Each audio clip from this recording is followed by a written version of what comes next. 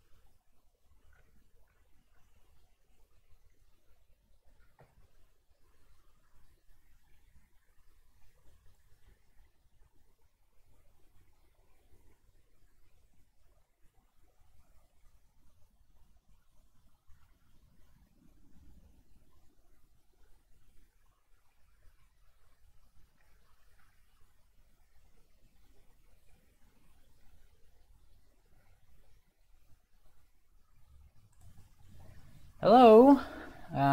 Hey, Drew. So, question. What does the concentric, I'm guessing, connector in the thing connect to? Centronics? I don't know if this might be a centronics connector. Or yeah. Do you mean concentric or?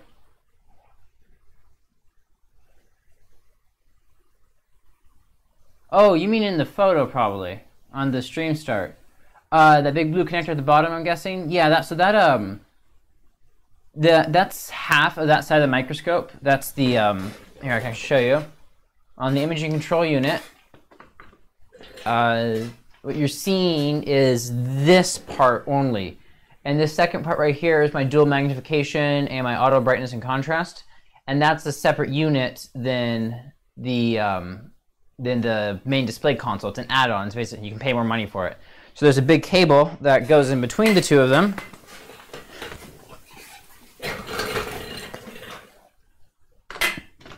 Let's see. So there's this. Let me increase brightness a little bit. Yeah, the auto brightness in this camera is horrendous. So I don't use it. It blows out everything all the time. It's what this connector mates to. And I'm not going to unplug right now because the microscope's on, but yeah, no, it's just the plug for this on the other side.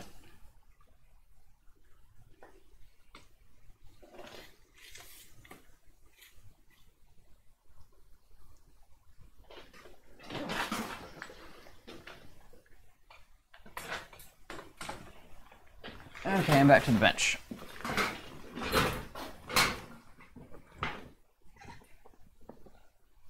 Let's drop brightness again.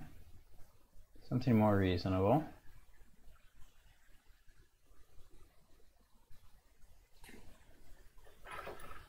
Oh yeah, SCSI.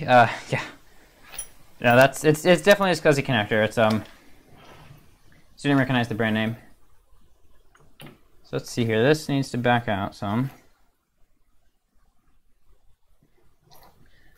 So what it is there's these rotary shafts here seal with two O-rings onto this linear shaft, and this linear shaft I'm just backing it out right now, so I have kind of room to work. I've actually got I've got quite a few SCSI hard drives and 7 or 8 HP DL380 Gen 3 and Gen 4s that use them. So I've dealt with SCSI some, but not beyond just plugging hard drives into it.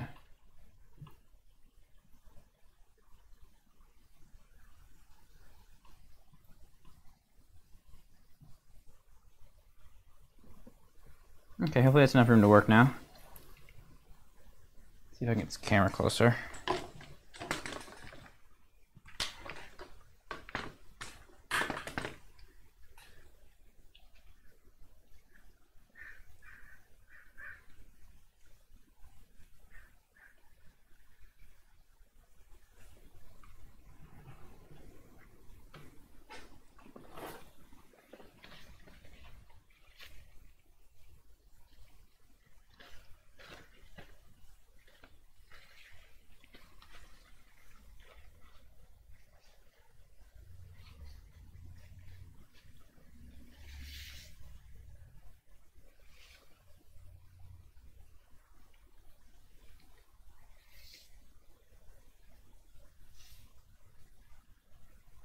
Got it. Is Centronics still around?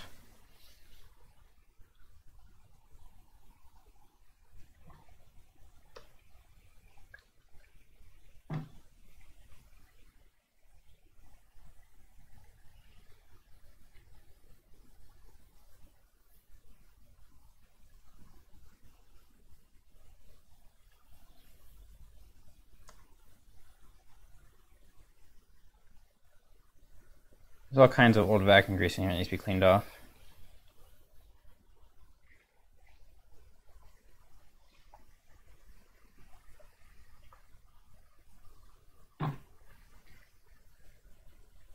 $87, okay.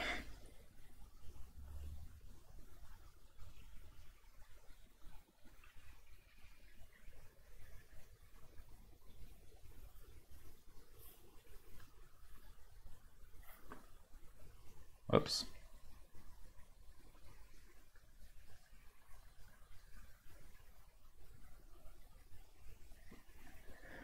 So I was unable to find any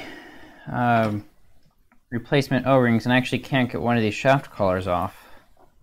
So I think I'm going to have to try and clean the O-rings in situ.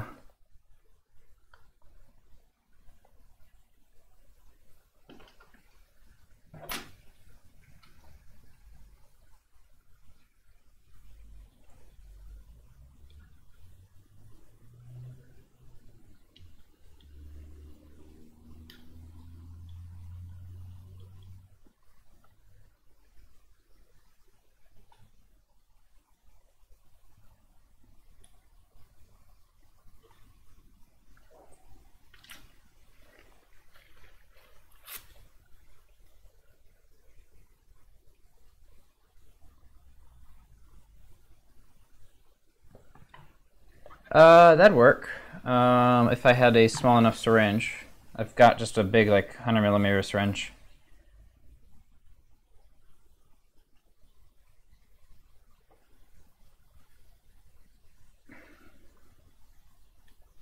But hey, it would actually work, so... Oh wow, I'm getting some gunk out. Check that out.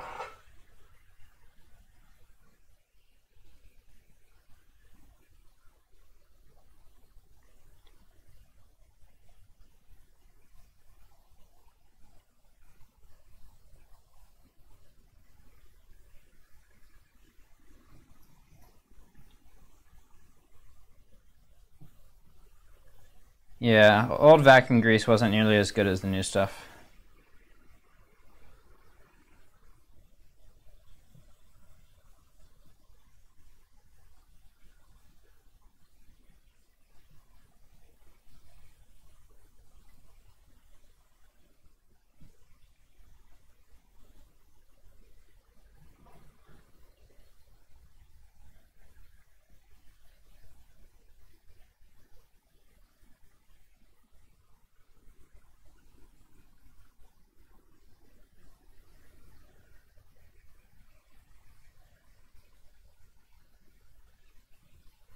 Ten S's. I don't know what that is.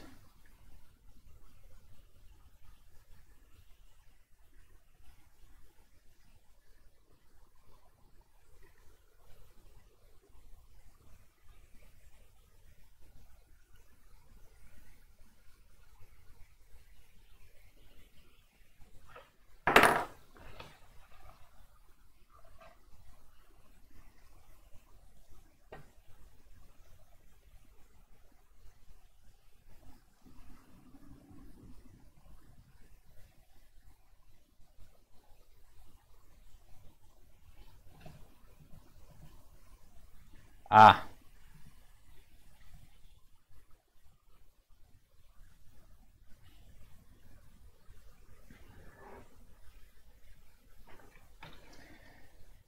This is working out okay, though.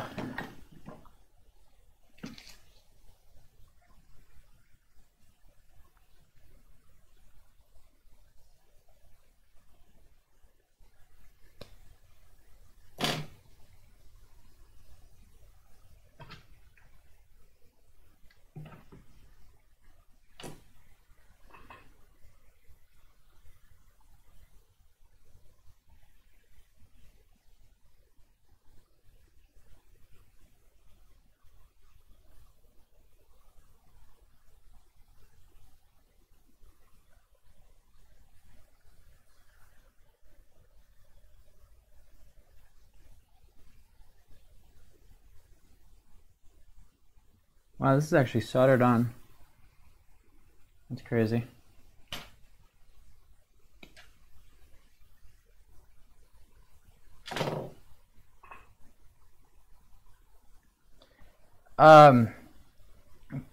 Basically, I was just moving a bunch of shafts around, and I pulled these ones out, and the leak went away. And then as soon as I touched one of these knobs, the leak came right back.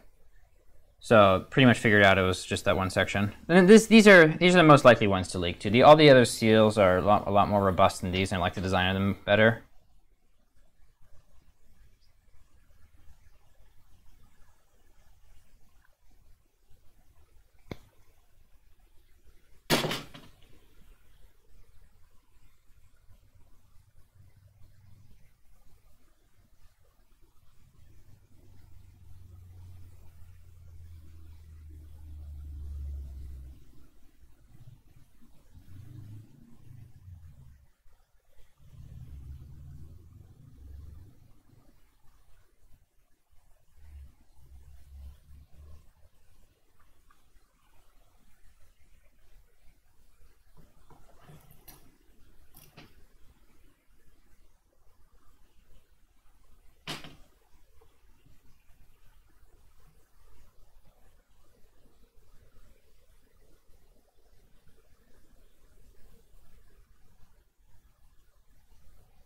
Perimeter of the housing. There's some wire in here. A couple of springs. Use the springs to keep tension on everything.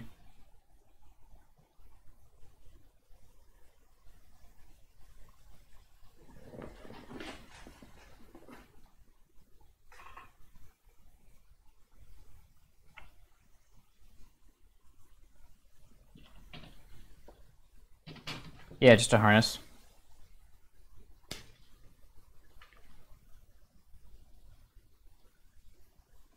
Hey, Phil.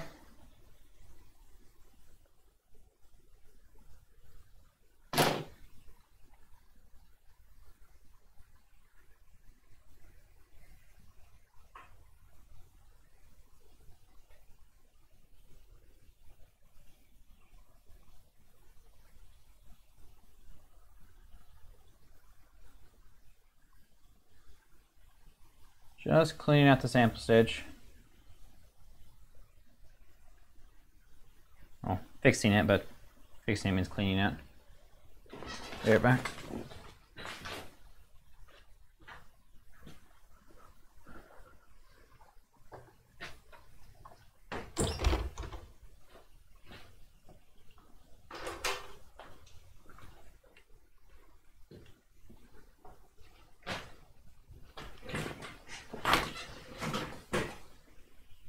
Hopefully the audio is good tonight.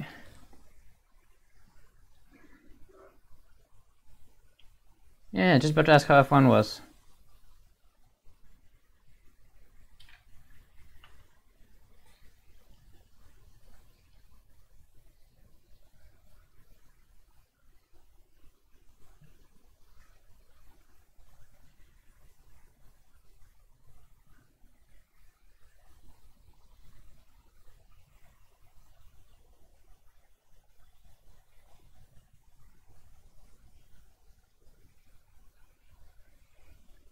Oh, look at that green.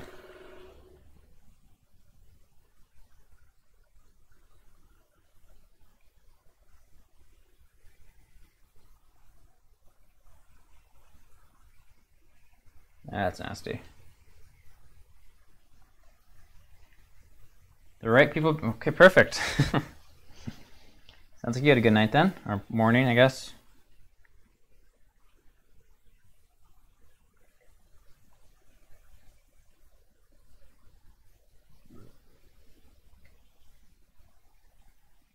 That's a copper shade of green.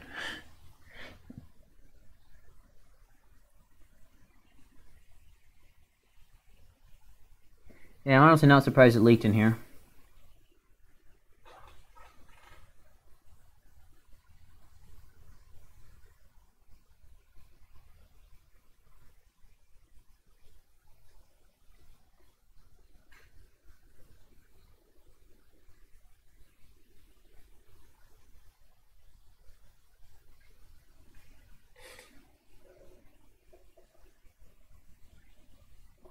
Yeah, it's looking much better though. Not quite there yet. Let's see here. How can I get in there easier? Yeah, I'm using Q-tips.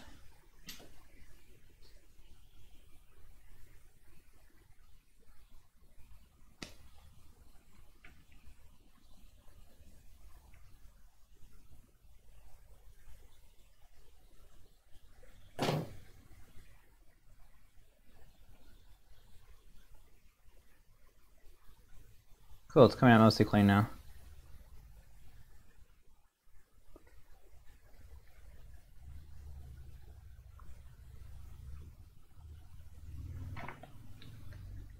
I don't want to spray it in there, because it'll get back inside of there and just cause issues later, I'm sure.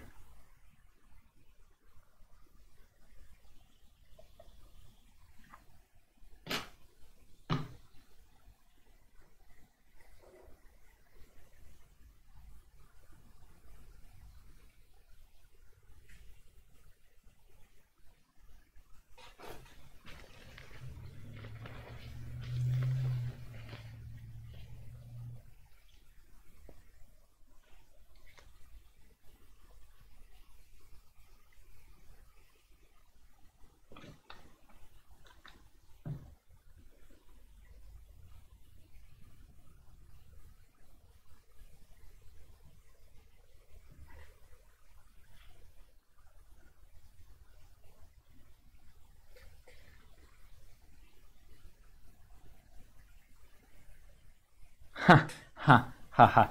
You're hilarious.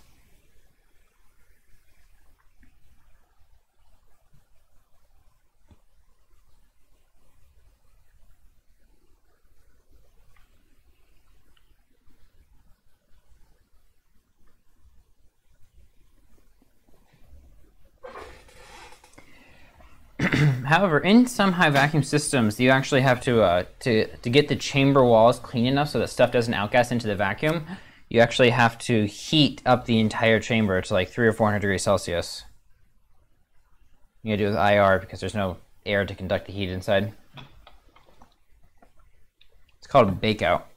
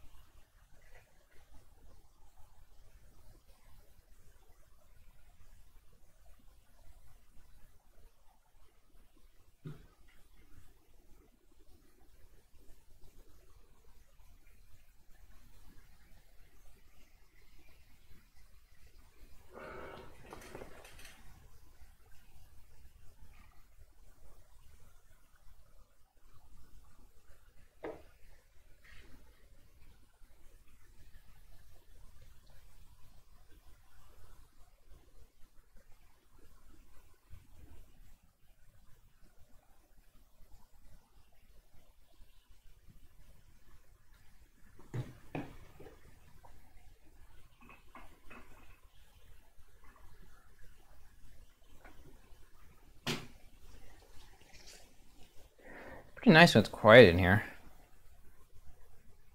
Makes me want to get a quieter vacuum pump.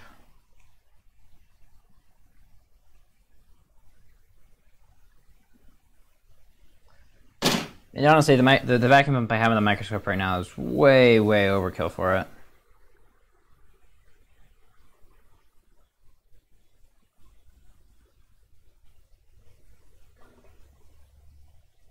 There is something you're missing. There's it's the hole you see on the side there goes into a it's a through vacuum feed through. So basically a bunch of wires sealed with epoxy inside of this plate in here. So that keeps everything nice and sealed up.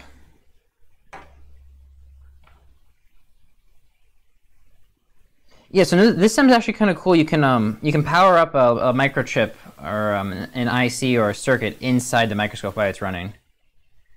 If for some reason I can't get this stage fixed, and I'm pretty confident I can, I've got another high vacuum feed through that goes on the side of the microscope, and I can use that to build up a electronic stage inside the microscope. So there's no rotary feed throughs that go through the inside to the outside. That's difficult though because you don't want that many permanent magnets around your sample because the magnets will bend the electron beam.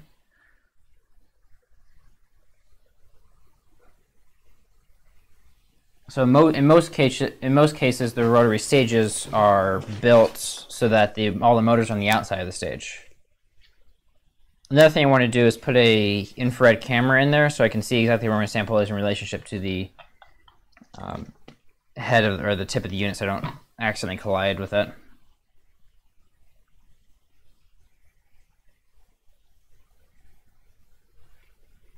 Okay, that's coming out clean now.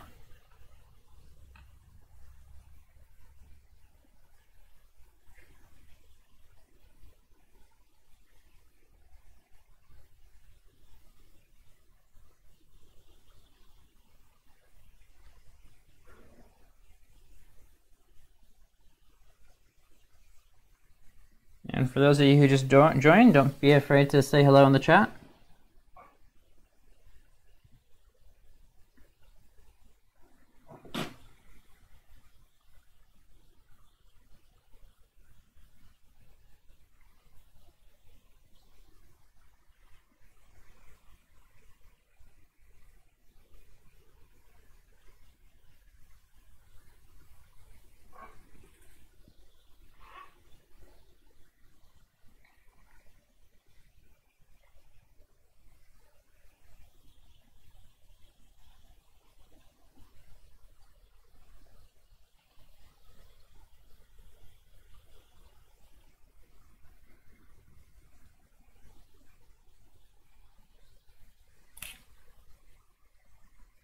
Oh, yeah, yeah.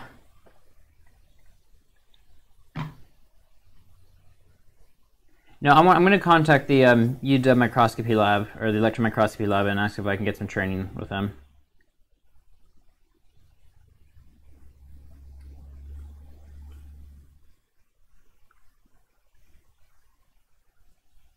If it's just sheared metal you want to see, though, I'm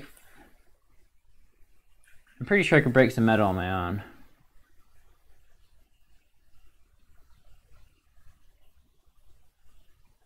Okay, cool, that came out clean.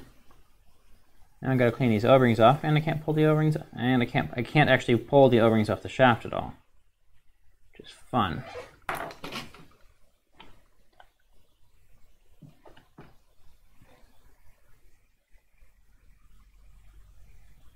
Yes, safety glasses are given.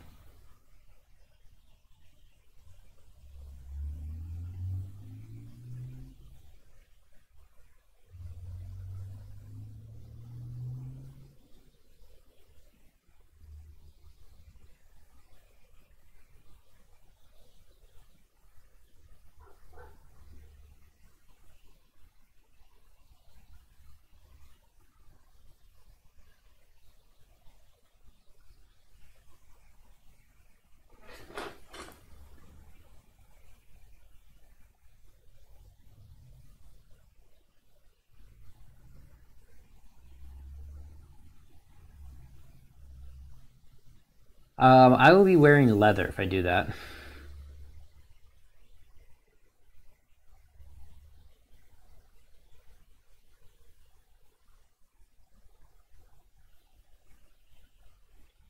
Huh.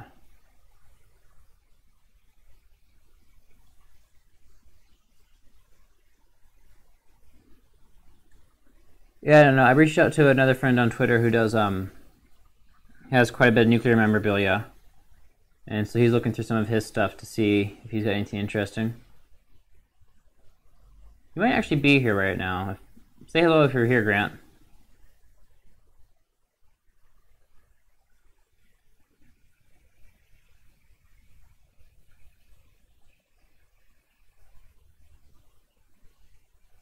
I don't have the first thing he offered was actually Trinitite, but I don't have the sputter coater to do Trinitite yet. No, Viton O-rings work great in vacuums.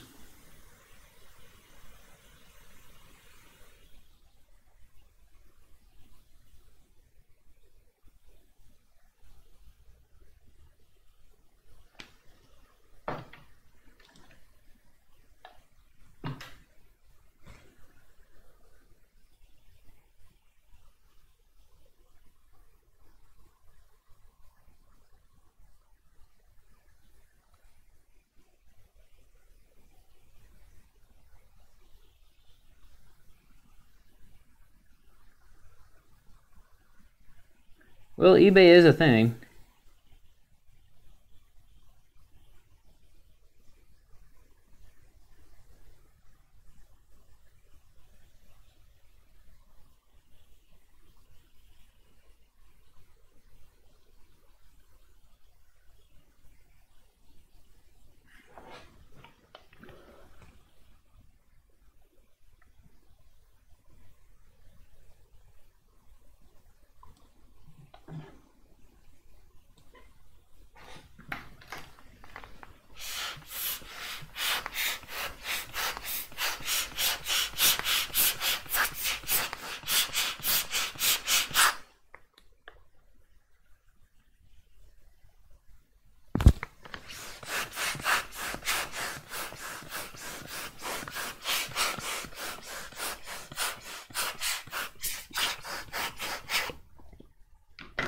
Just realized I forgot one entire part, because there's another part of the seal in there.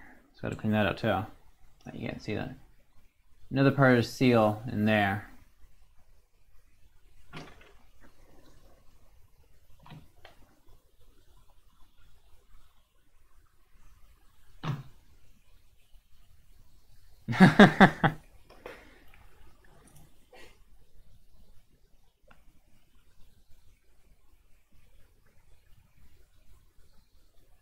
Yeah, this is about the newest electron microscope I could reasonably afford. After this, I started integrating more digital controls, and the once that happened, those microscopes are significantly more valuable than the analog ones.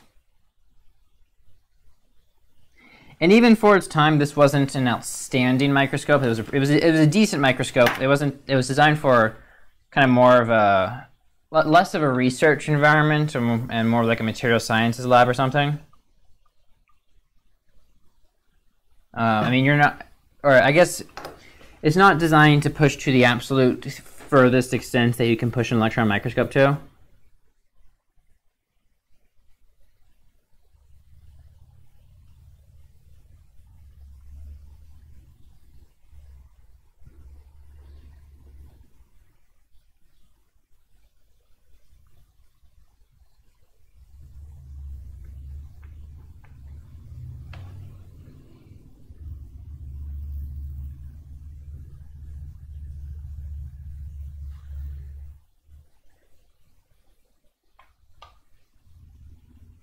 There seriously isn't any Trinitite on eBay. That's surprising. Oh no, it's not the Ford Escort, that's for sure. This was about middle of the road. I mean, it cost like $35,000 or $40,000 when it was new, so it was still a pretty nice instrument.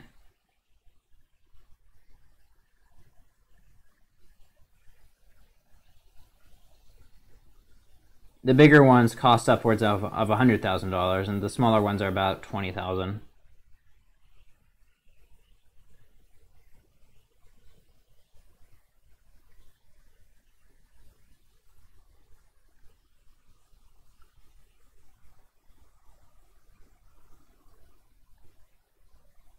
But no, it'll do 95% of what the more expensive ones will. Except, I mean, the analog, or the ones with digital in them, those are nice. It makes focusing and astigmatism correction way easier.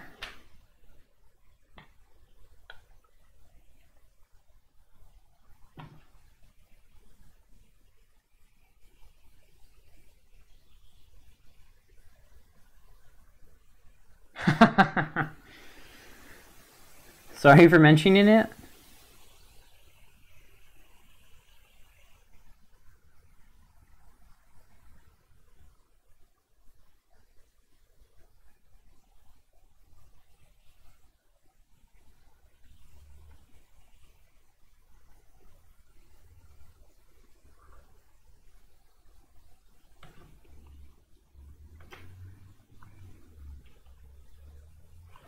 Yeah, I know what you mean.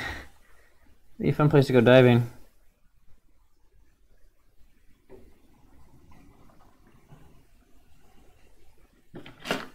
Just not a place to bring my film badge.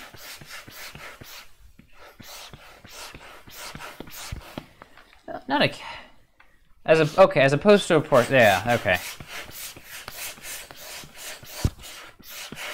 But no, once you throw digital in the mix, yeah, that's where it's at.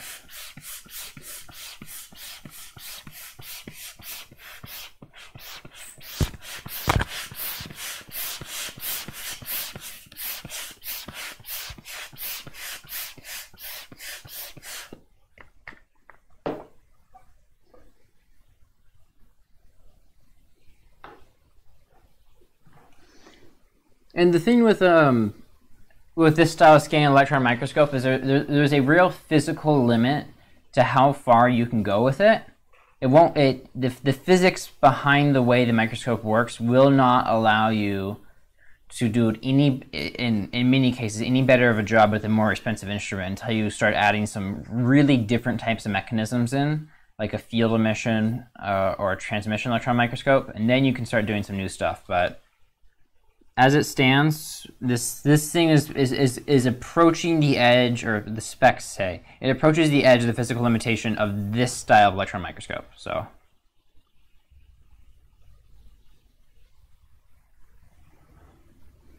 okay, so that's clean enough. So let's add some vacuum grease and new gloves. And I'm gonna do one last wipe down with new gloves on.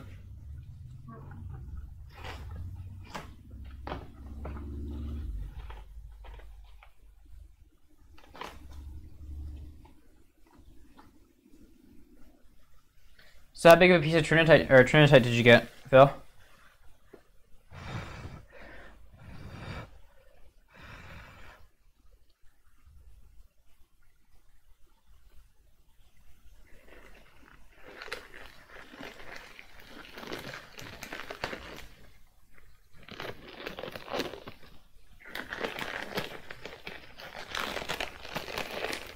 Ah, should have some baby powder out here.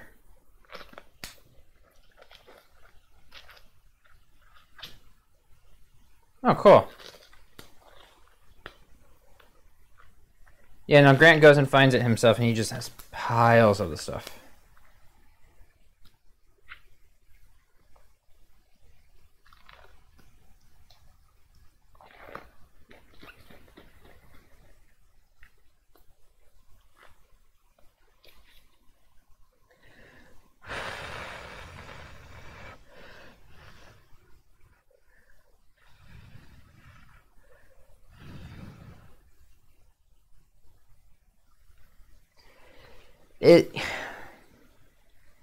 Oh, sorry, no, that wasn't the trinitite. That was the there's a no, yeah, you're right. It's the samples that he was getting was of the Lababa test. So Lababa was one of the original explosive lensing tests. And so that was samples he was collecting in the desert. I don't actually know where he got the trinitite from. There we go.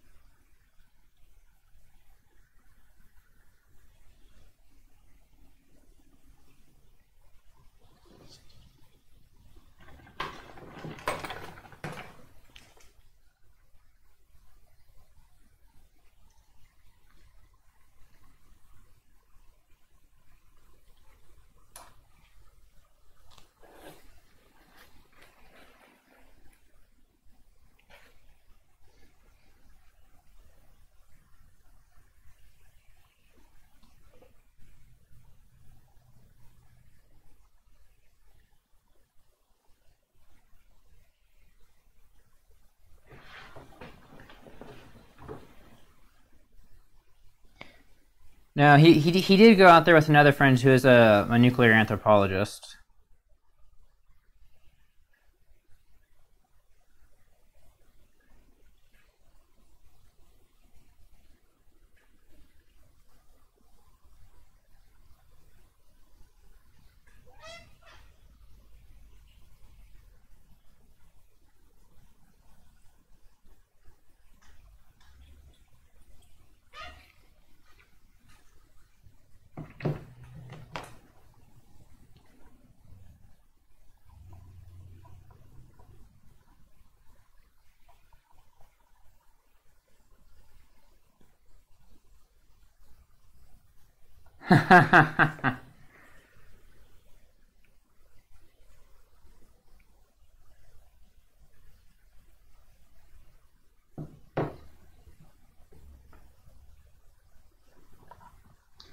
Yeah, no, wait till you start ordering plutonium check sources from Russia. That's when things get interesting.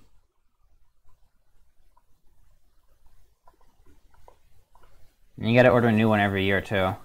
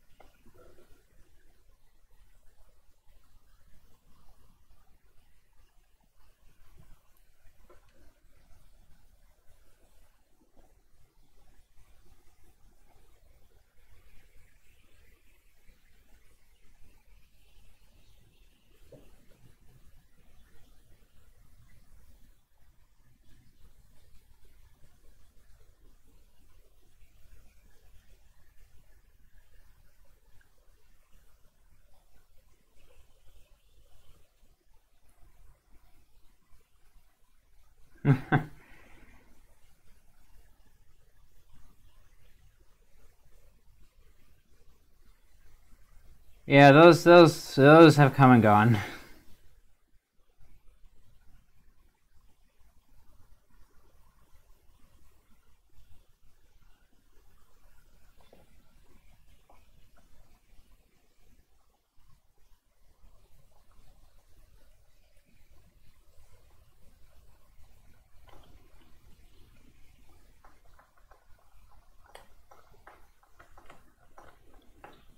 Okay, let's push the O-rings back in.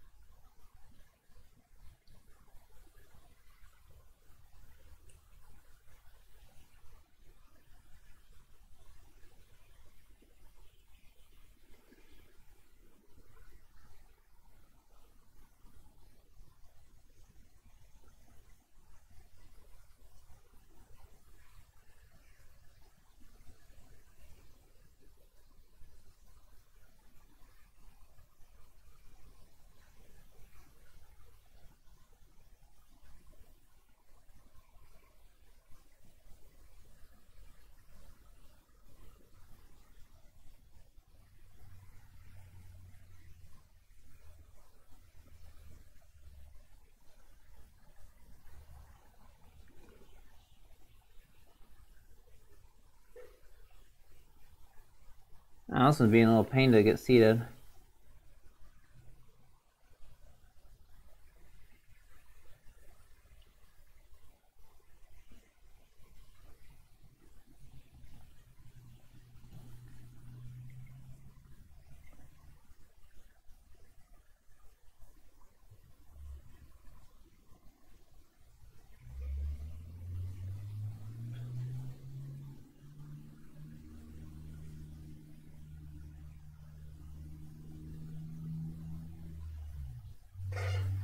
Okay, I'm gonna grab a photo of that real quick.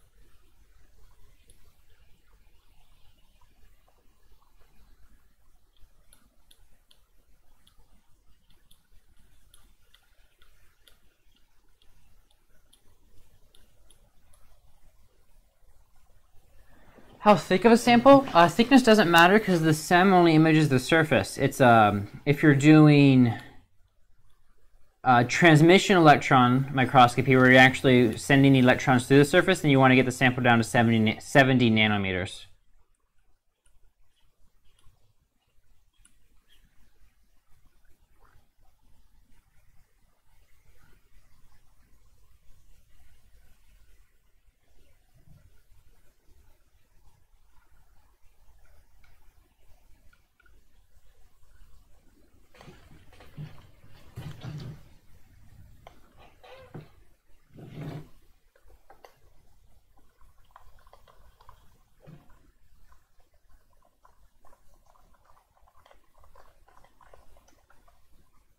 Well, I mean, I guess you could have too thin of a sample where you just blow a hole in it. Oh, that reminds me. Last night, I talked to Ben Krosno a little bit on Twitter, and I was leaning towards this because I didn't really think I was etching anything after thinking about it more. But I don't think it was etching. I think it was the surface under the oxide layer. It was capturing some electrons and charging the surface, so it repel electrons from that point. So that's why we were getting those areas of where it was darker.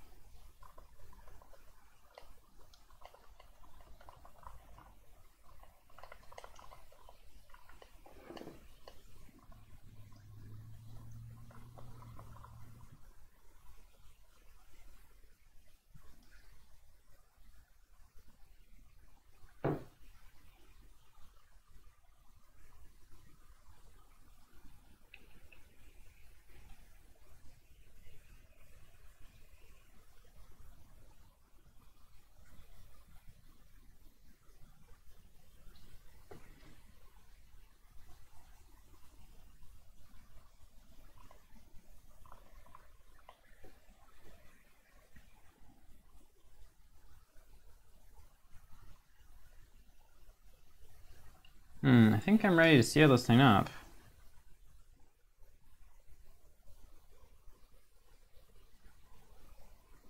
Well, let's find out.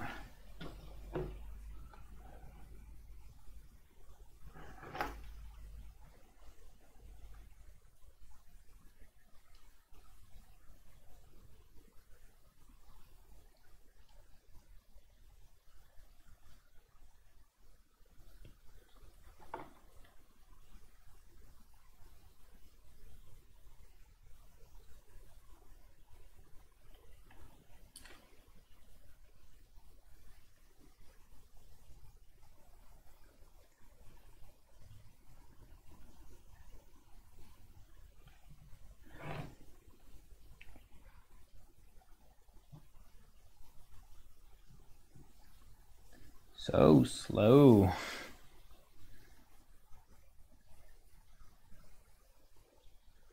It's funny though, if you look on the front of this, there's a bunch of counters. So I have an X, Y, and R counter. And my X counter doesn't work because there's a little dog leg inside that broke off. And I didn't break it, it came that way. But when I was looking through the spare parts to try to find just brand new O-rings to put in here, I actually found that spare dog leg. So apparently that thing's been broken since the Boeing days, because you haven't been able to buy spare parts from the manufacturer for a long time for this microscope.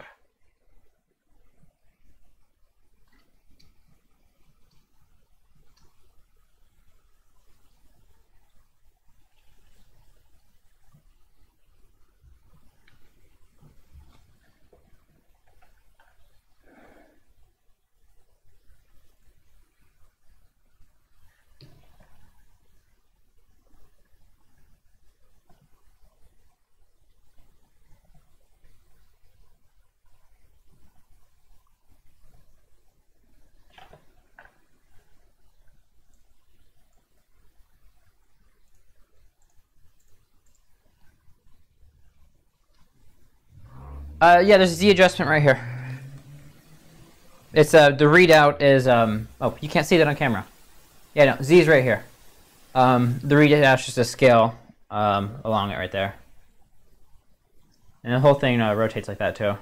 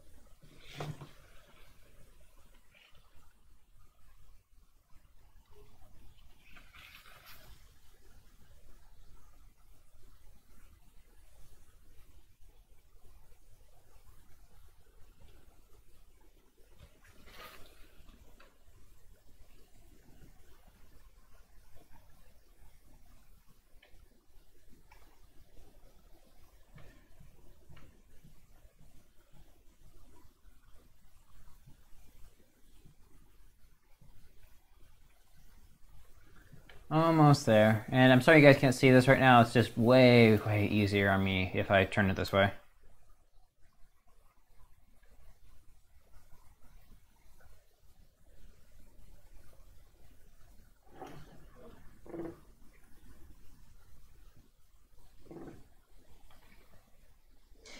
Yeah, I have to say, I'm not very impressed with this stage. It's not very good for virtual leaks in vacuum.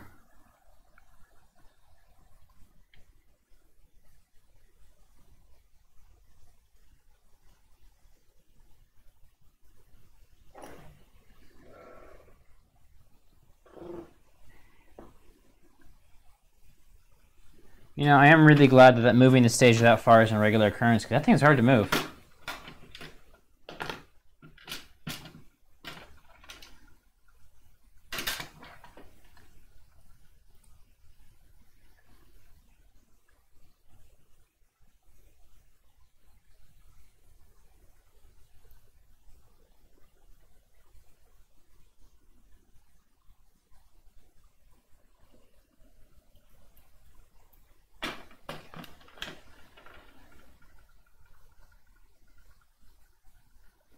Oh, great. The gears have to come out a little bit to get these screws in. That's fun.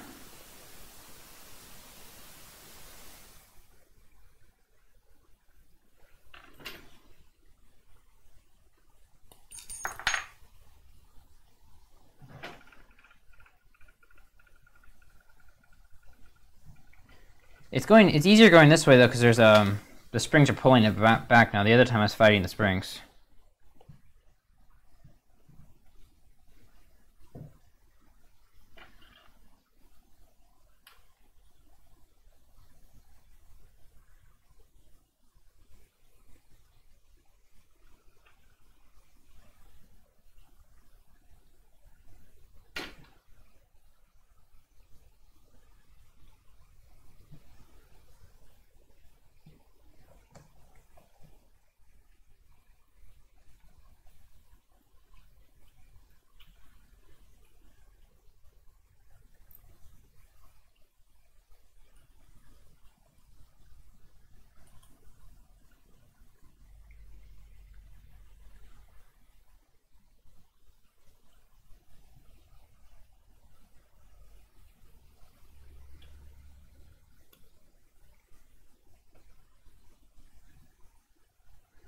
Okay, that's one.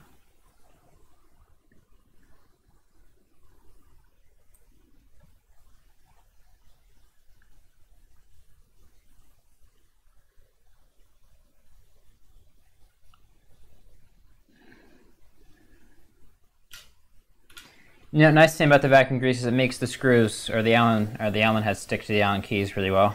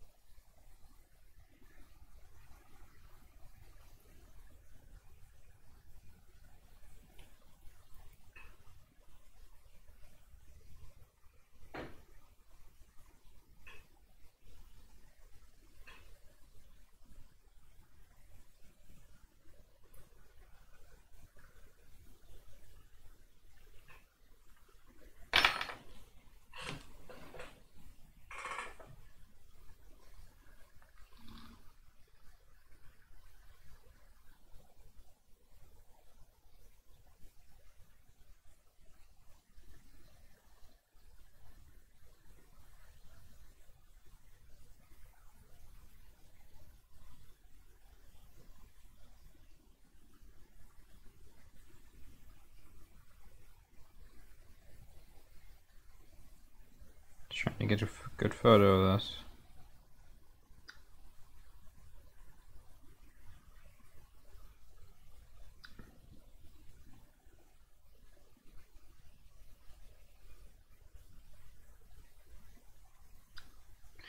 I'm going to post this photo to the Discord real quick.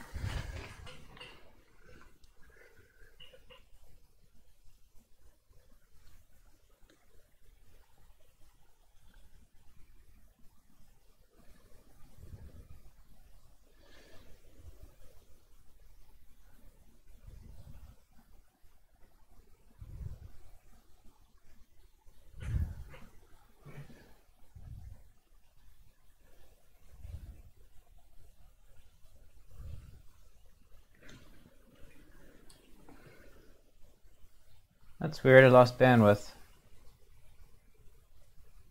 Huh.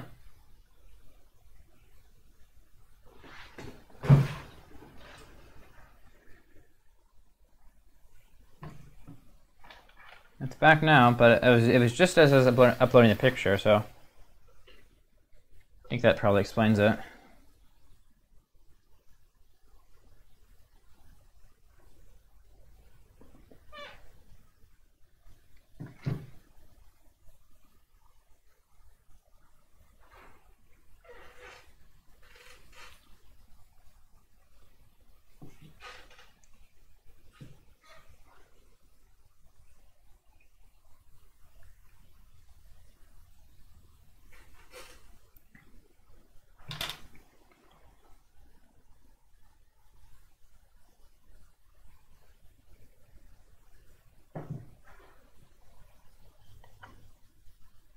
Okay, they're both seated.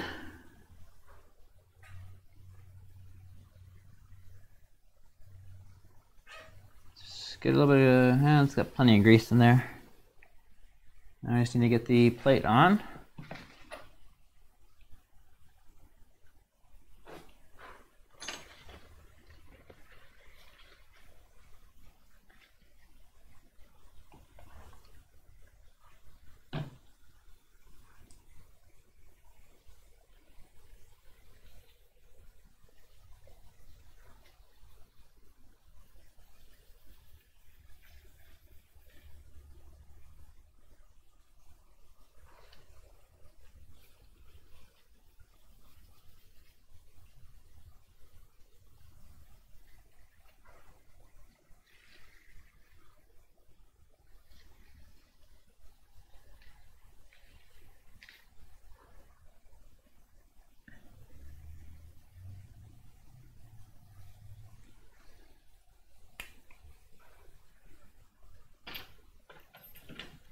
And hopefully I'm not going to have to open this back up again.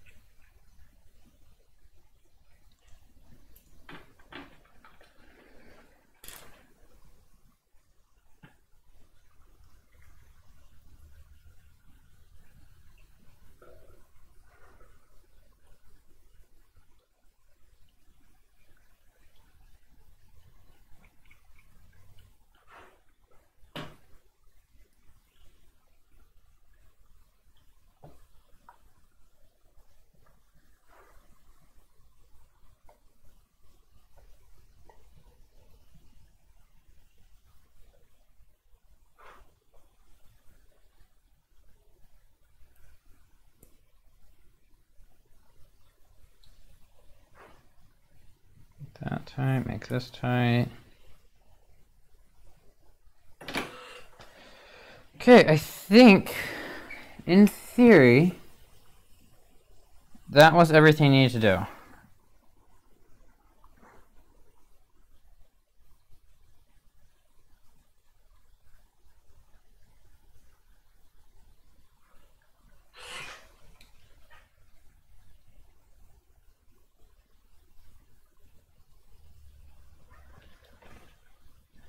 Yeah, no, iFixit's nice. Really like iFixit. Okay, let's do a little final check over. That feels good. It feels a bit tight, but I think it's just gonna have to stay that way. I can put some grease in those gears though.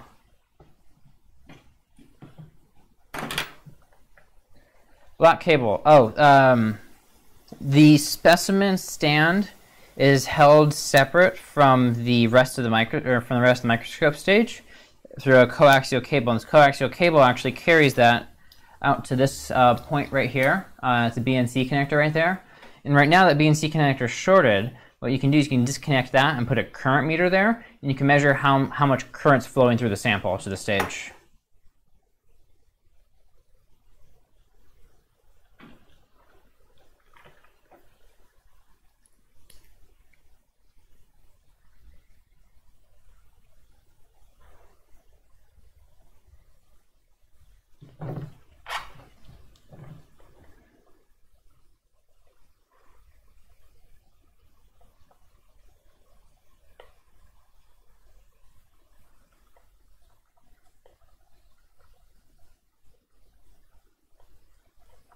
Oh yeah, there's a whole wiring harness inside of it. You can actually power up a sample, or the stage. Yeah, well, the stage has no electronics in it, but you can, if you have a microchip inside, you can power the sample with this wiring harness.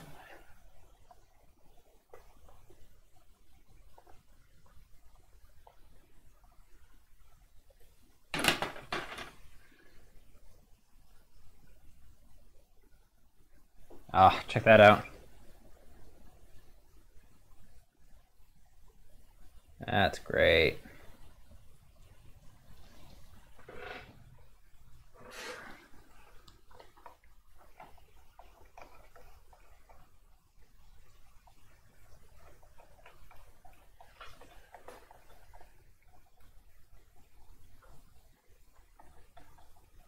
And a bit more of that old grease in here. I'm going to change that real quick.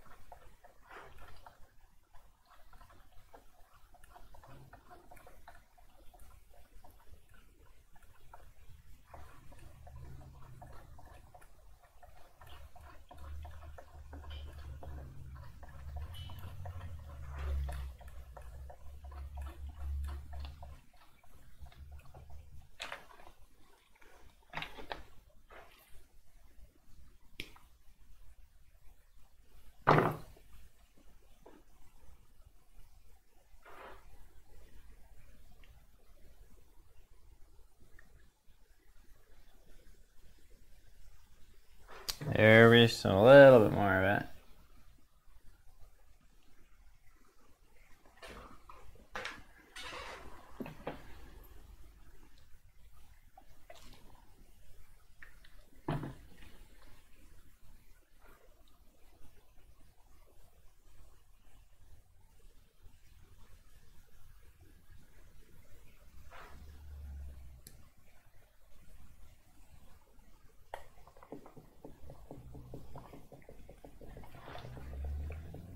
That's one way of putting it.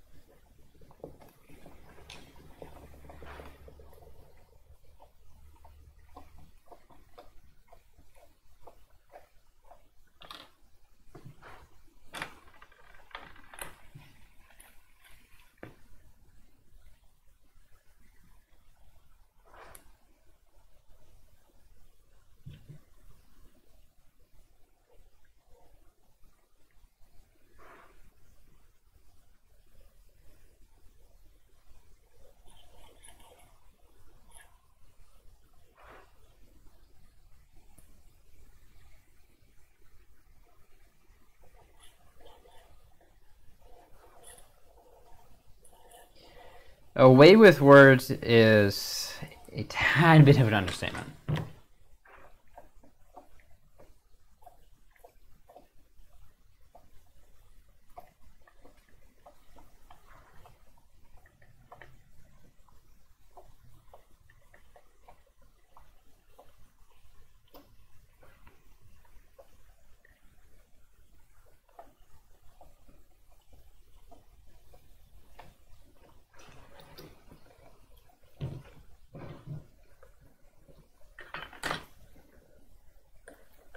There we go.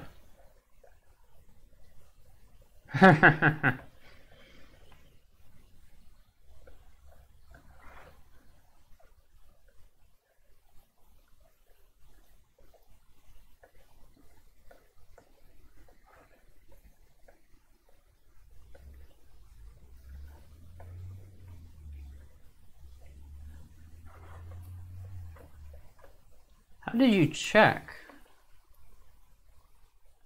Oh, you can see your chat, can't you? 17 seconds, that's pretty long.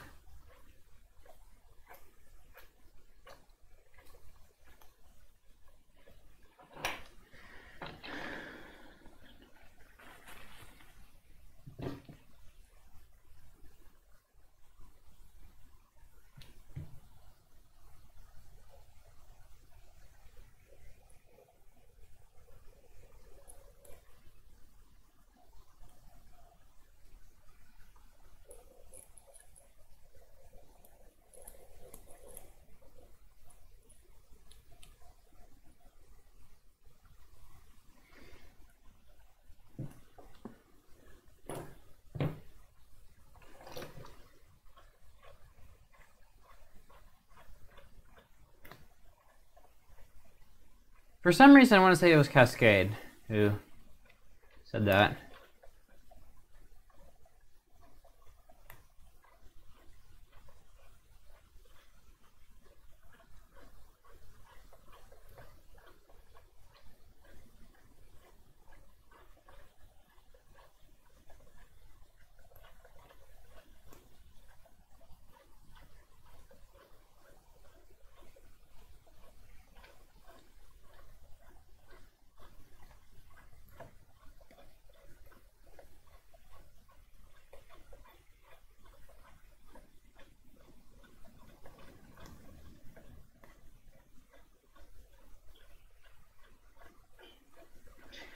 Okay, I am ready to try putting this thing back in the microscope now, after I recenter it.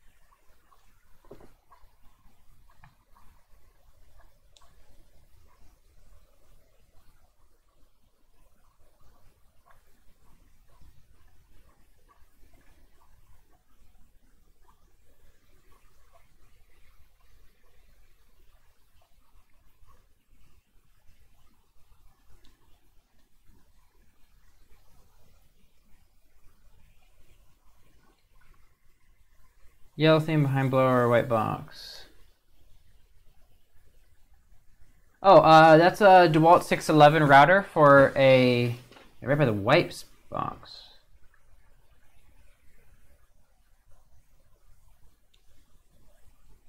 Oh, it's a really, really, really cheap circuit tester for transistors and capacitors and whatnot, like $2 Shenzhen special. It doesn't work great, but I can clamp it onto transistors pretty easily and get some good readings off it.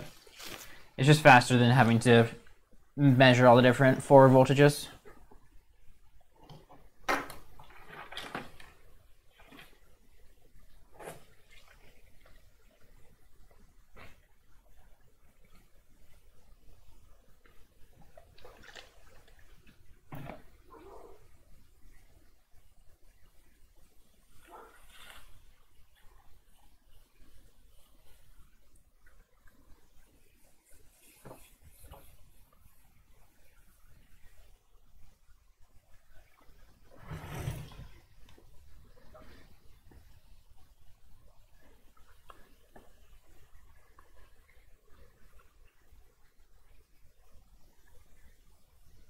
This was a Shenzhen special bought off of Amazon, so.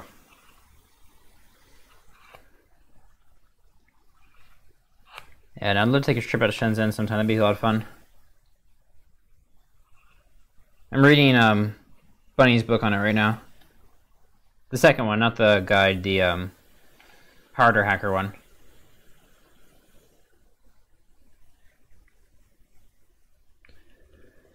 Okay, I'm going to go ahead and try putting this in the scope now.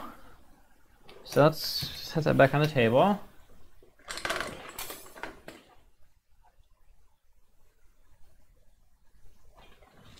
Vacuum pump running. I'll get...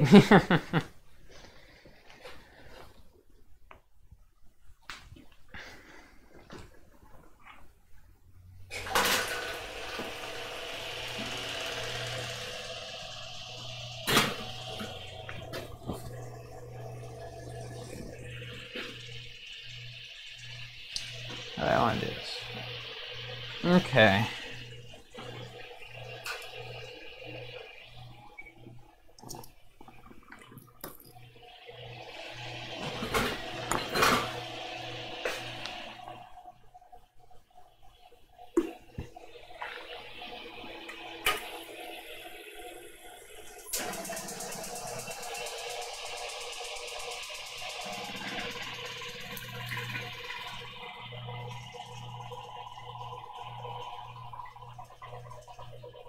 Climbing. Oh, cool. Check this out. It's climbing pretty fast. I think we might do it. I think we're going to do it.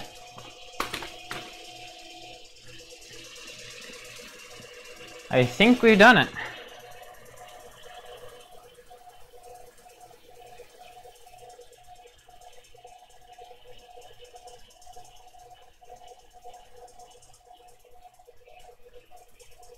Yeah, that's about what I'd expect for it. So let's see if it's going to drop a little bit as it cycles the valve, but that's expected.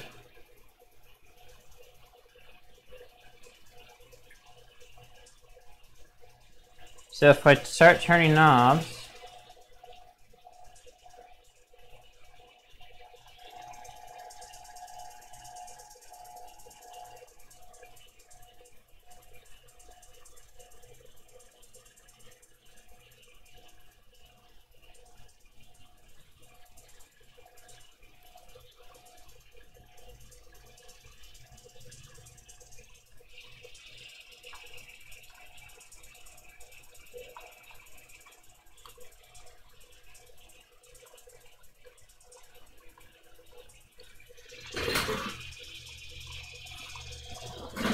I think I've done it.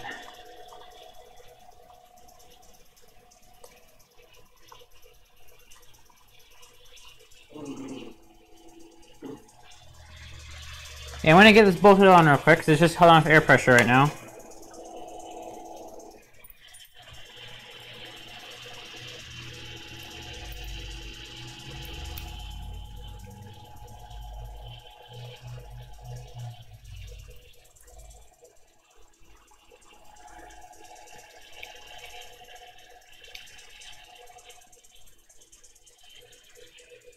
Yeah, I've done it. Okay, cool. I'm gonna have to vent the chamber though to realign this thing so I can get the screws into it.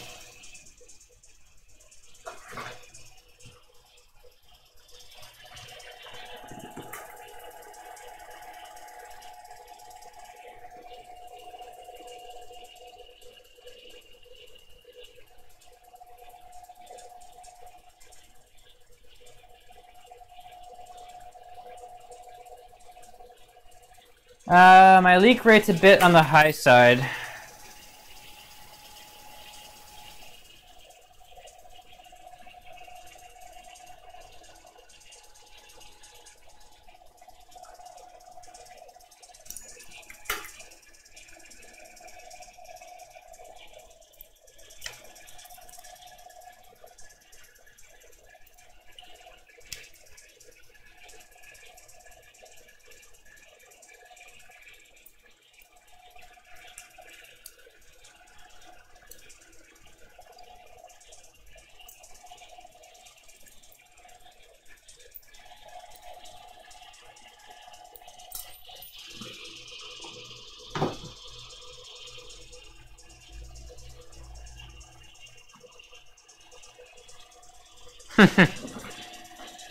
I'm not 100% confident yet. It was still leaking a bit faster than I'd like it to, but it might be good enough to work.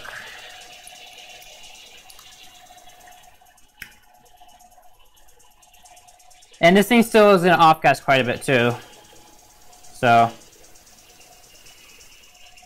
I am going to leave it running for quite a while before I actually turn voltage on, because I don't want it to dump atmosphere while voltage is enabled. So I want to have a little bit more confidence in it first.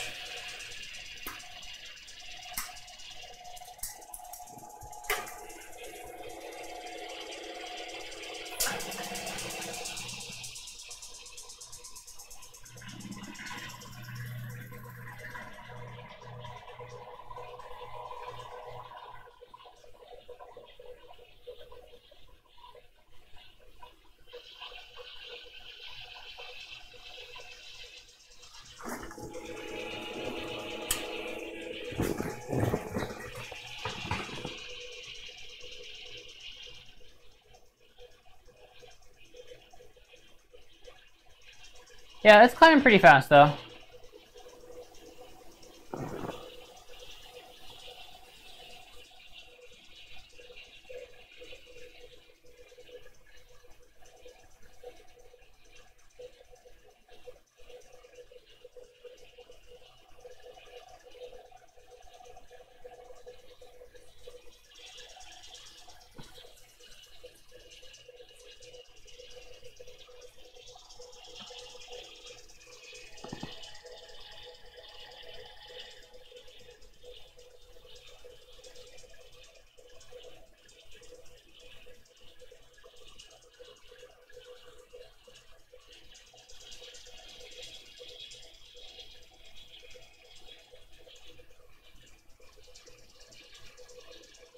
This is pretty much where I'd expect it to be right now, so that's good.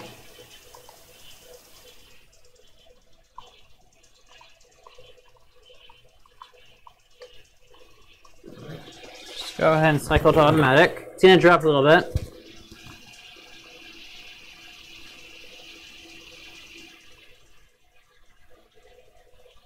Let's get the water chiller running. I gotta redo that.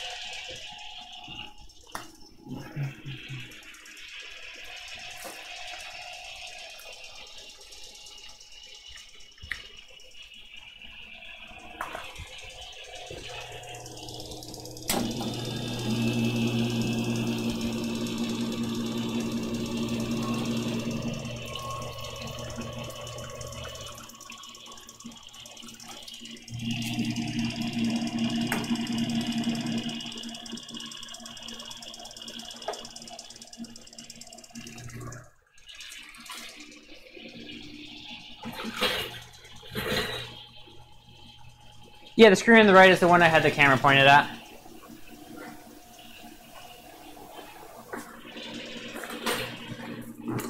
Enable the diffusion pump.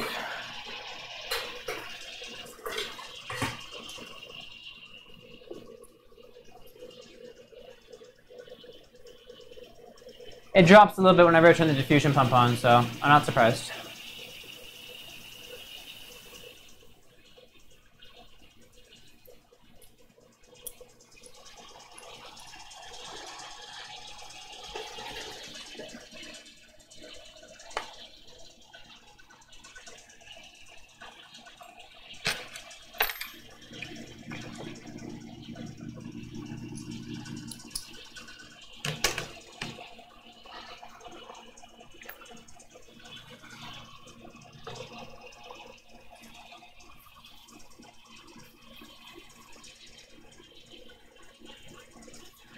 The diffusion pump takes about 15 minutes to heat up, so.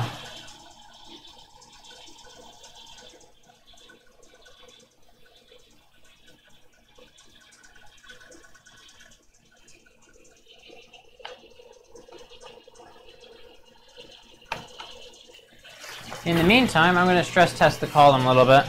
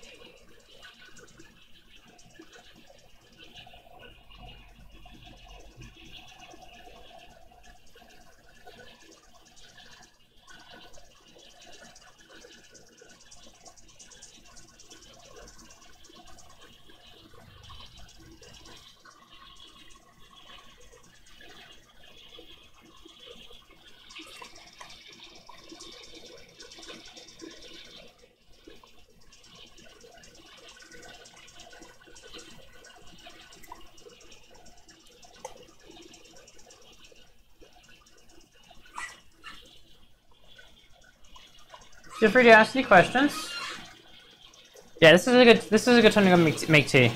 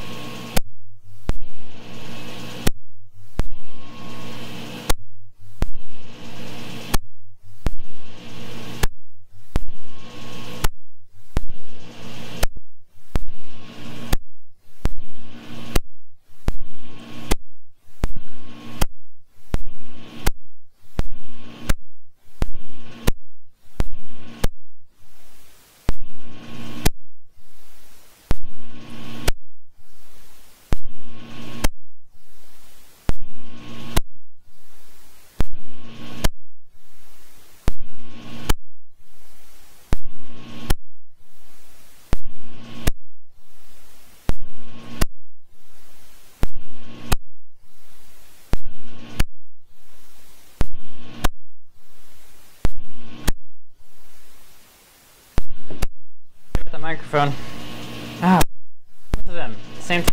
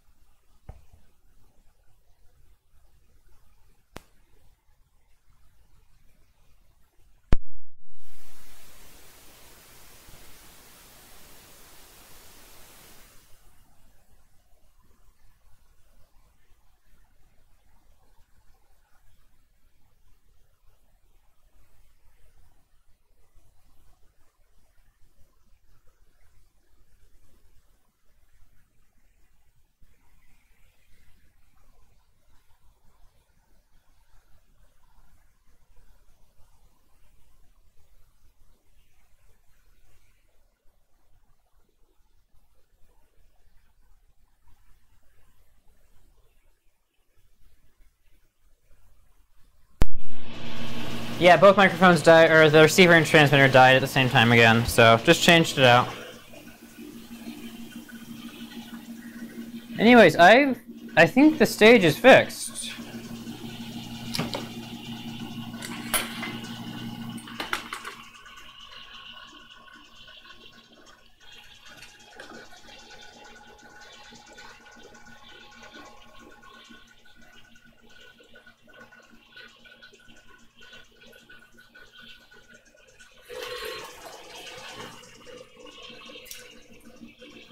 I'm gonna do a bit more stress testing on it, but we're in the green, like quite literally in the green.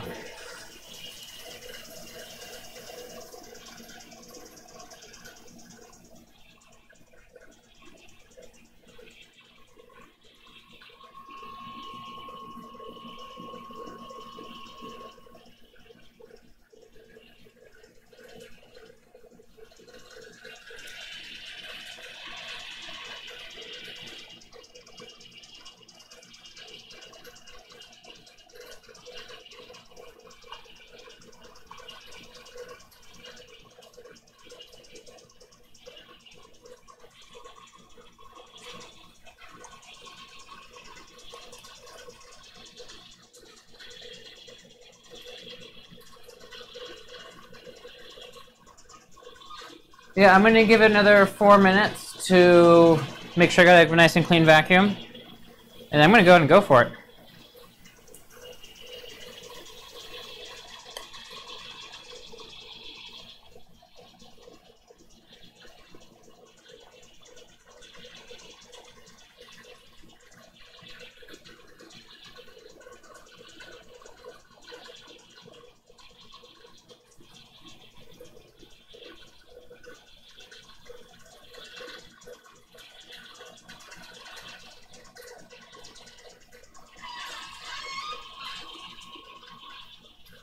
In the meantime, I'm gonna get the camera set up for imaging.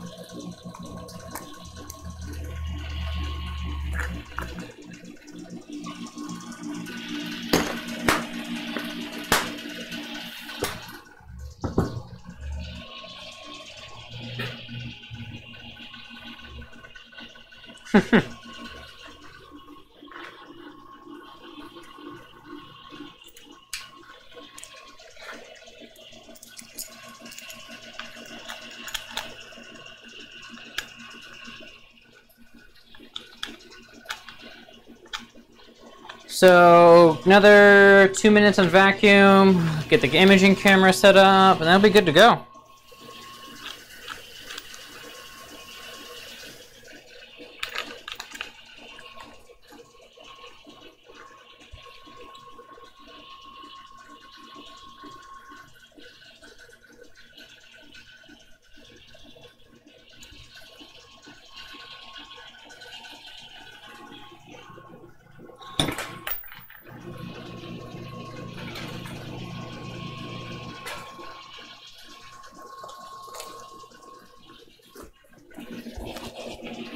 Yeah, don't have to use this socket anymore.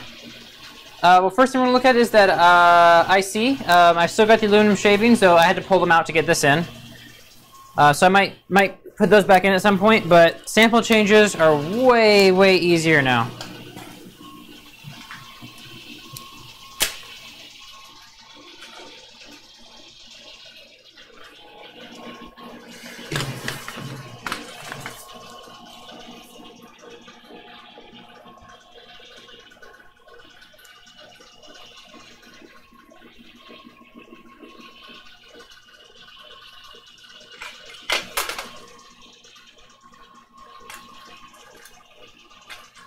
Wow, how did I manage this one? There we go.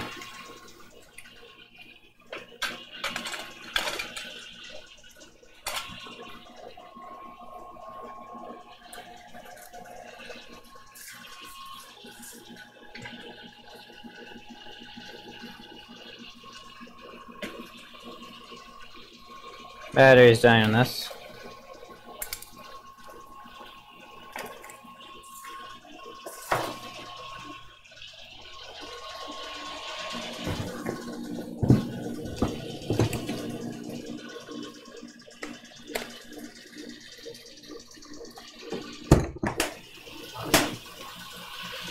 So funny little story. I bought my 6D as refurbished from Canon, and when I got it, it came with a battery wrapped up next to it, but it also came with a battery in the camera, labeled test battery. So they left the test battery in from the refurbishment center, so I got 2 batteries with the camera, which has saved me multiple times.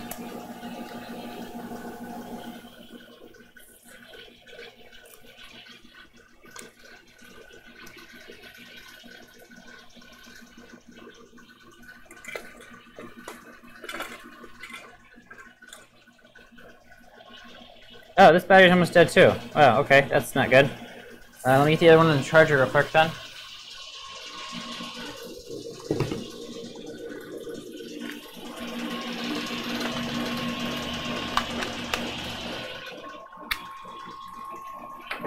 Oh shoot. Oh shoot.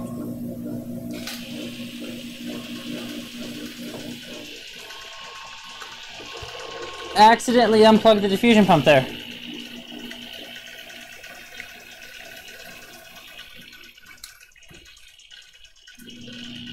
Or the roughing pump.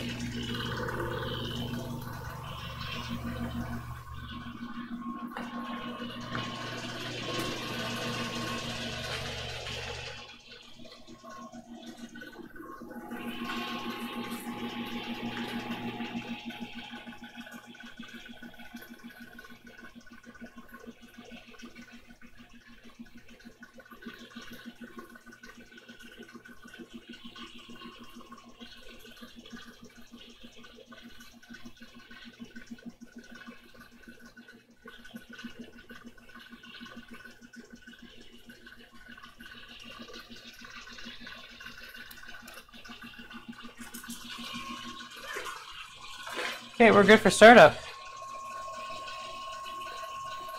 No, it's the roughing pump shutting off for just a second is not a big deal. If the roughing pump does shut off, though, I've got to close the valves off to make sure that too much atmosphere doesn't leak back in to the chamber when it's not supposed to. The microscope's also got some auto shutdown. If the vacuum level is too low, it shuts itself down automatically. So, however, it's daylight outside, and there's some daylight creeping into the garage right now. So I don't know if this camera shroud thing's gonna work. So we'll find out. But my real focus right now is on imaging, or is on getting the stage working. So let's see if the stage works. And high voltage enable.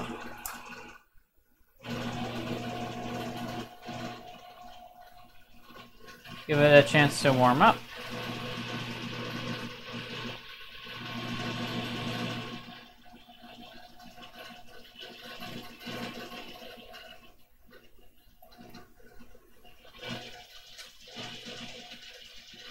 Maybe make it so you guys can actually see it.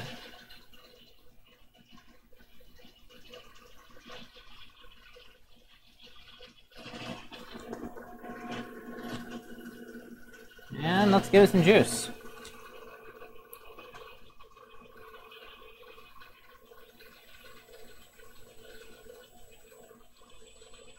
Would you look at that?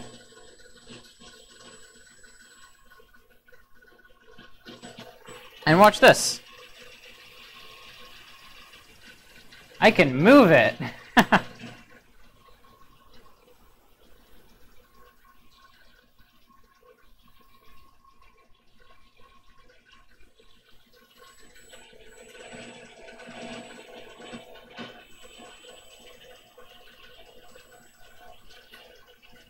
That's great. Okay, cool.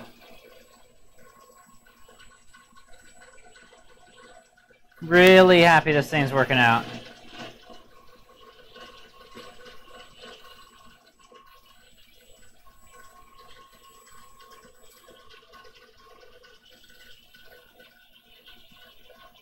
Wow, already got good detail.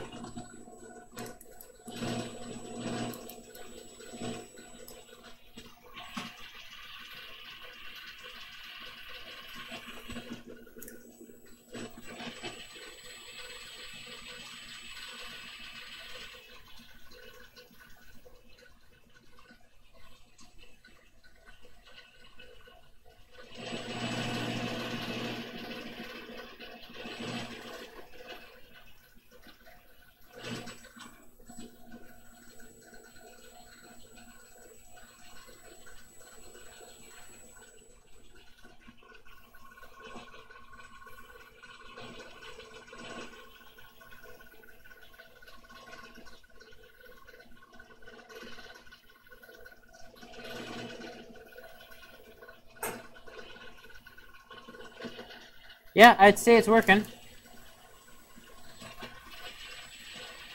I think this is a logic chip in here, but I really don't know.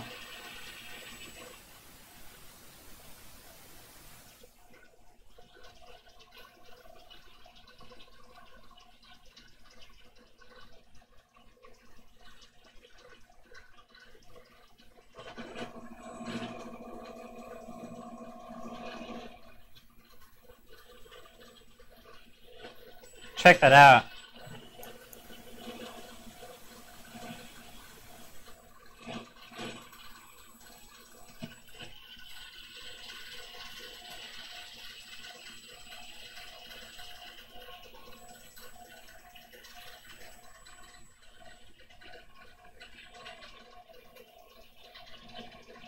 Huh, check out broken bond wires.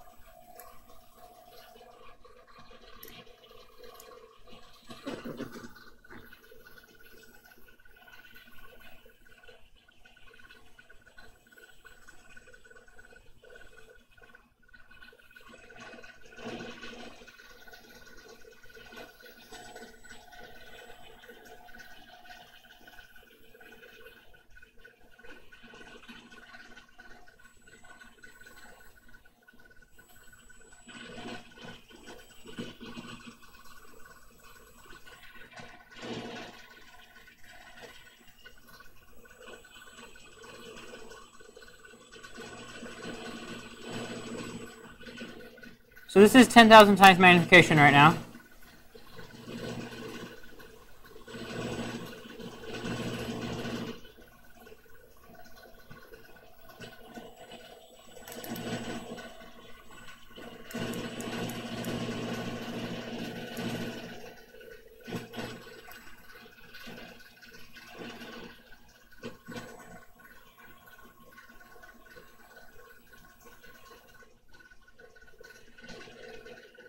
And I think that's a pretty good photo right there.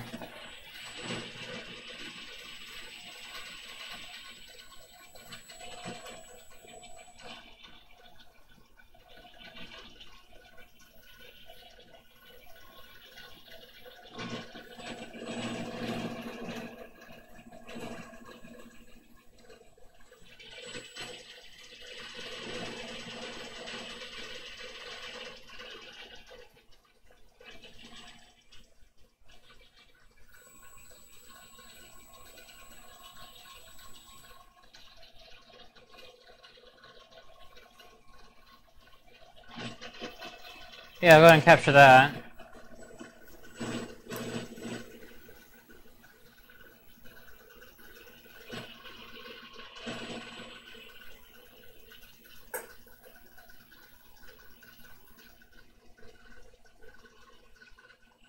So, get my camera strap. Gotta connect my camera first.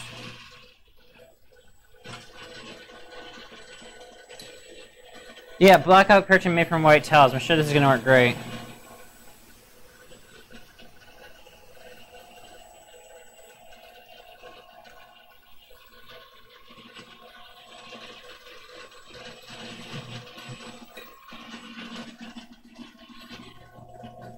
This isn't gonna work, I don't think.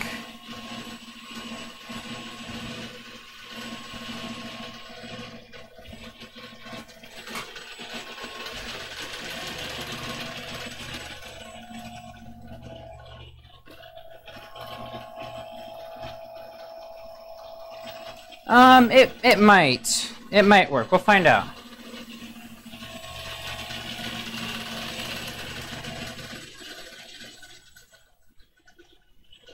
It's not even a thick white towel, it's a rag.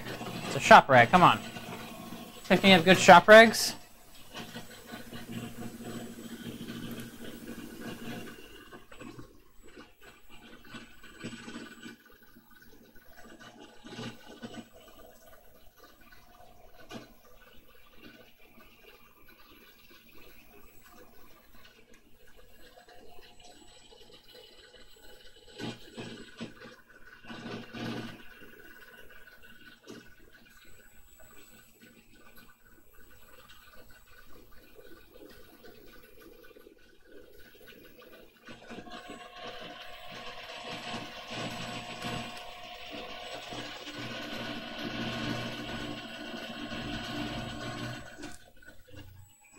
There we go.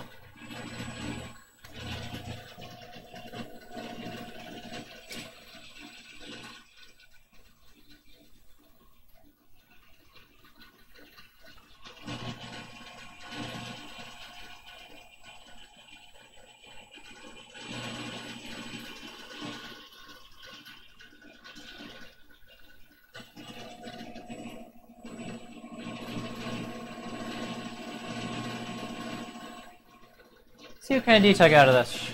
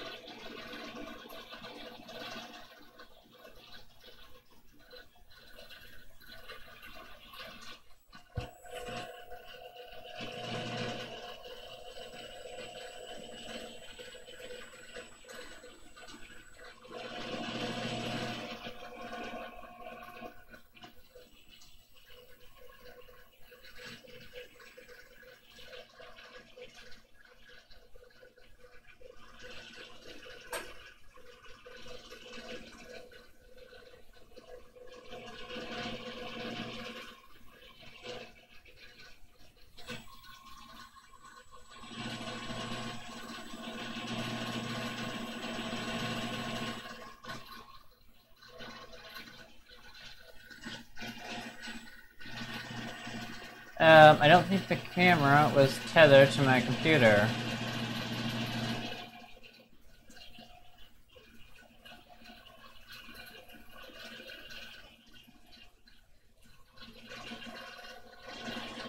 Whoops.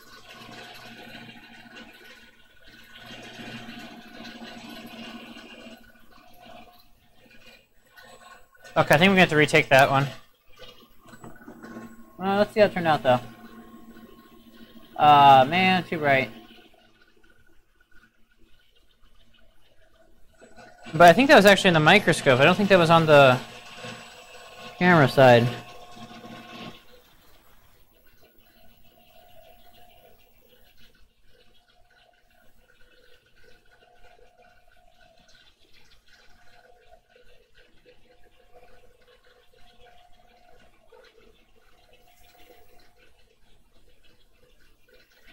Okay, let's try that again. Yeah, because only the image was too bright, and it wasn't too bright in every single spot.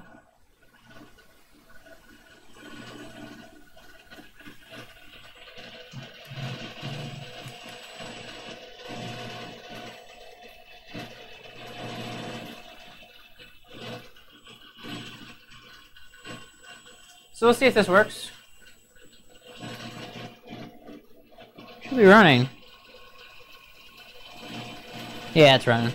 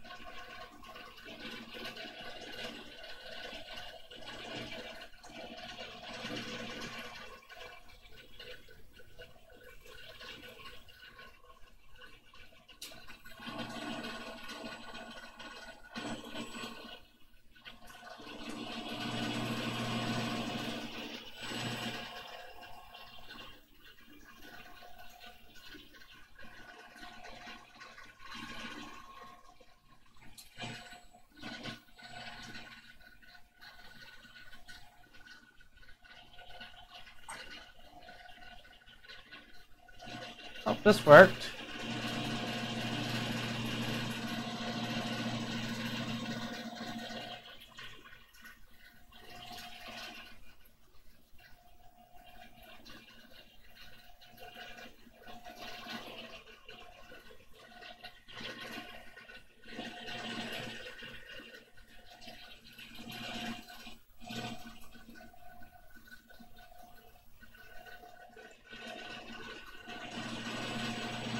No, I don't see it on the computer. Did it take a photo? Oh, didn't it?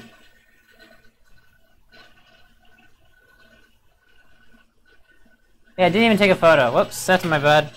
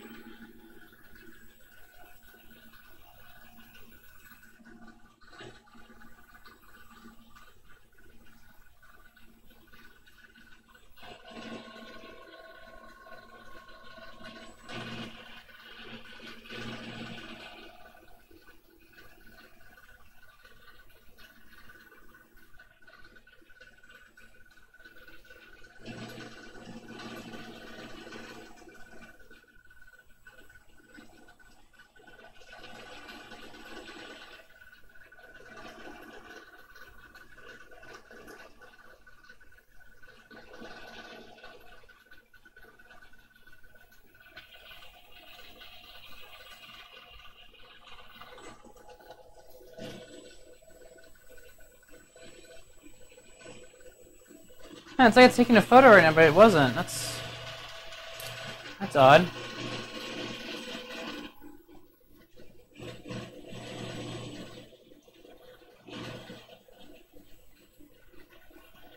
Okay, well, we're gonna correct whatever photo this is, because that's not how it should be working.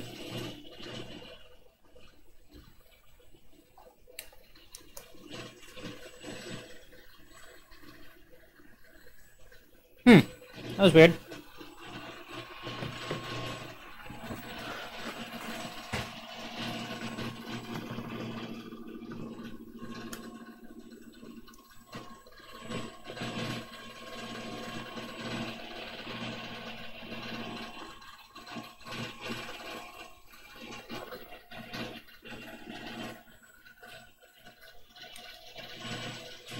Let's try that out.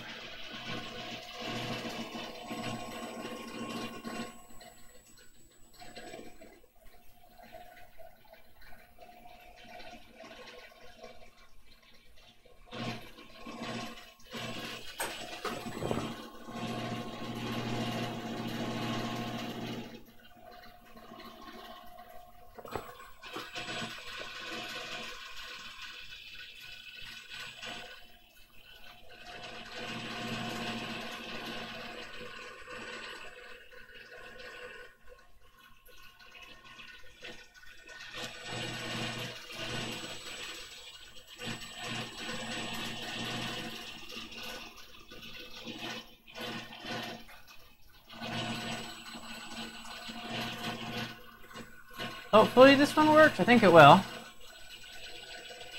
But the camera is behaving weirdly last time, so we'll see what's going on.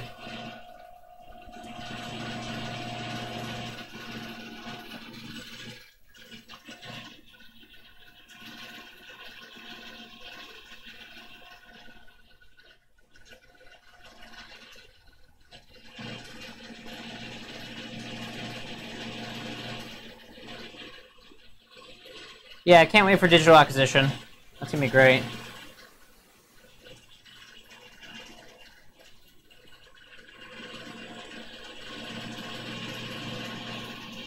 Oh man, it worked perfectly. Let me turn high voltage down real quick.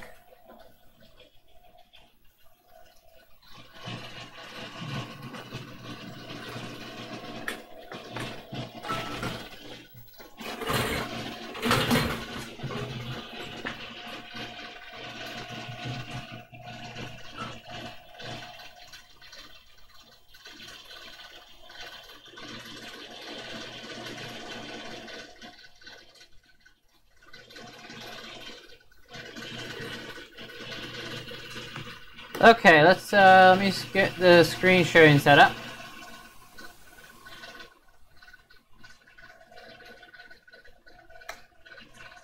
Check that out.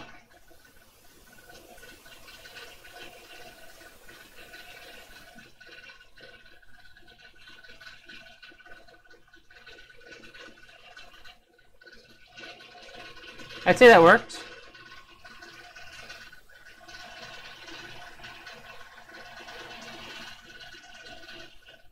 Yeah.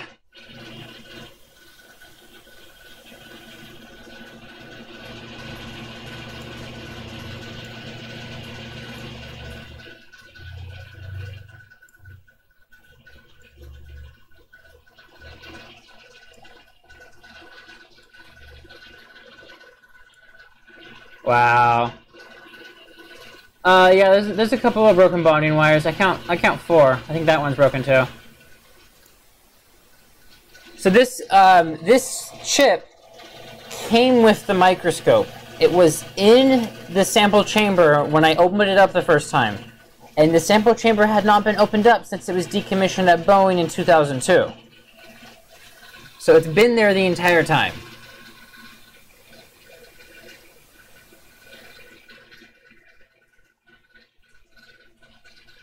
Wow. That's great. That really is.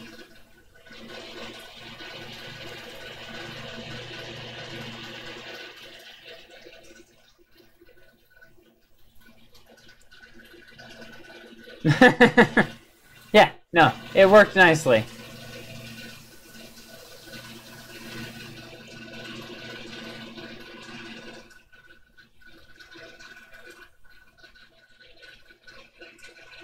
Wow.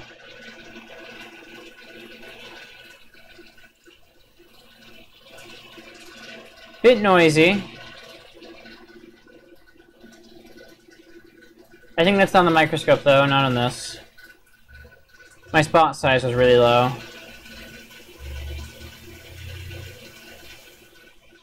But it looks like focus is really good.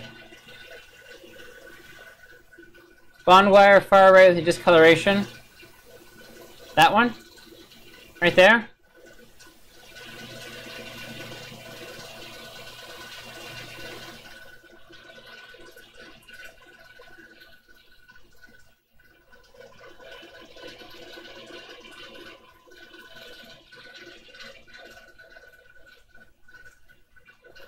When you say zoom in, do you mean in Lightroom, or do you want me to zoom in on the microscope?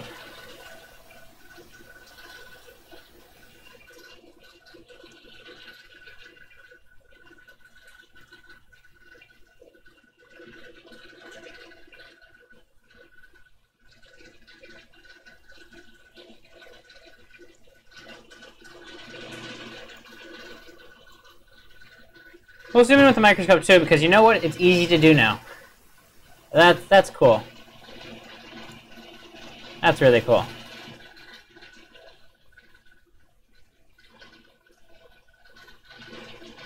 Yeah, but you know, we'll zoom in with the microscope. That's not a problem to do.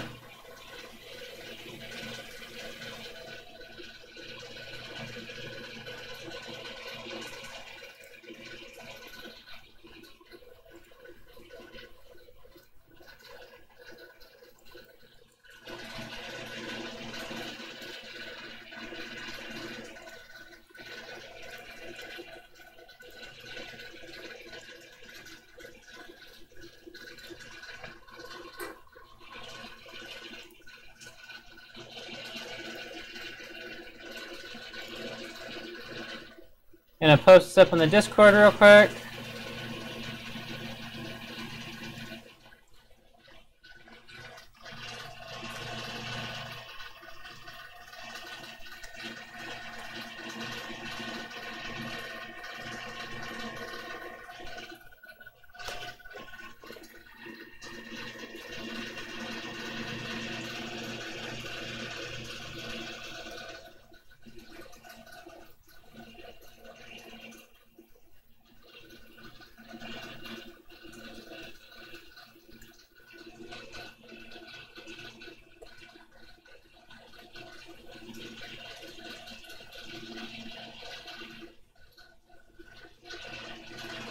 There we go.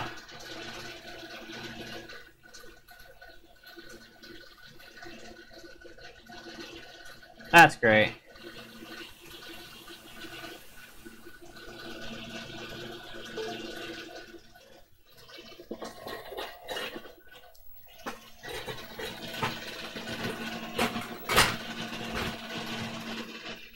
Okay, so let's move some tiles so you guys can see the screen.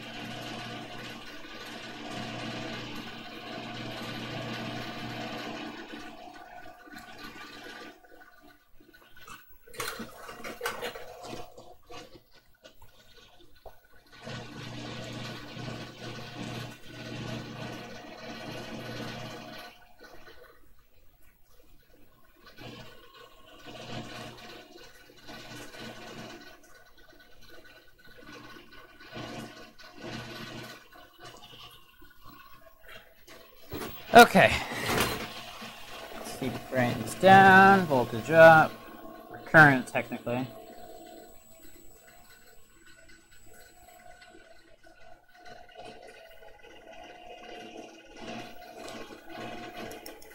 Tends to drift out of focus a bit.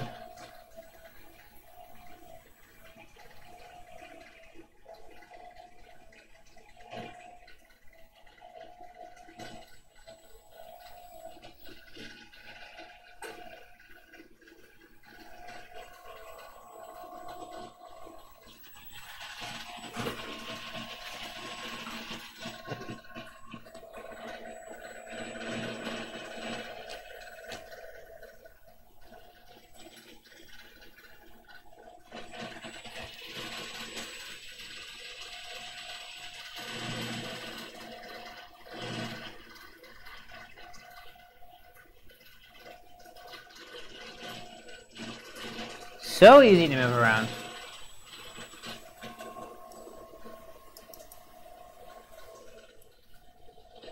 Wonder what this is. Probably just a speck of dust.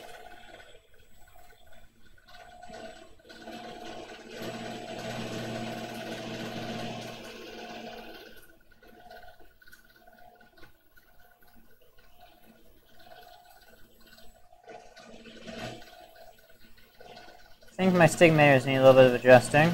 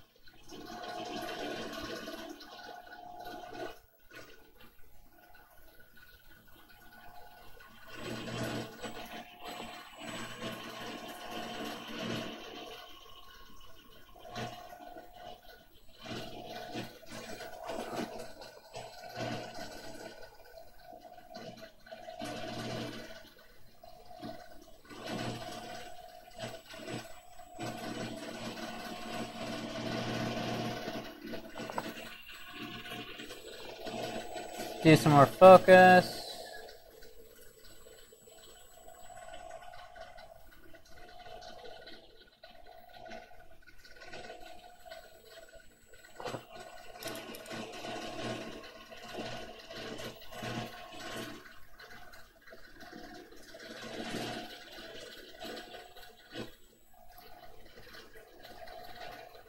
That's really good quality. That's really, really good quality. That's crazy.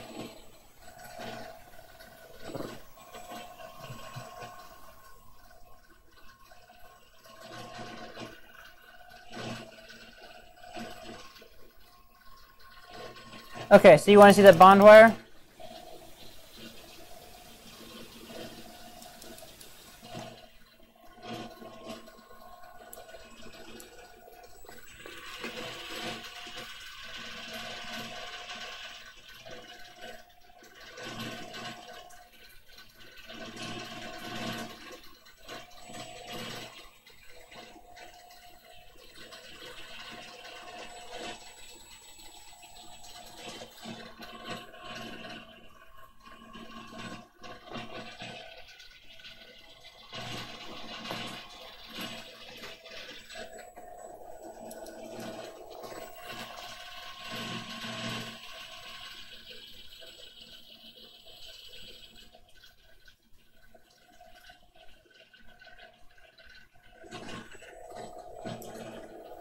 I think that's just a speck of dust.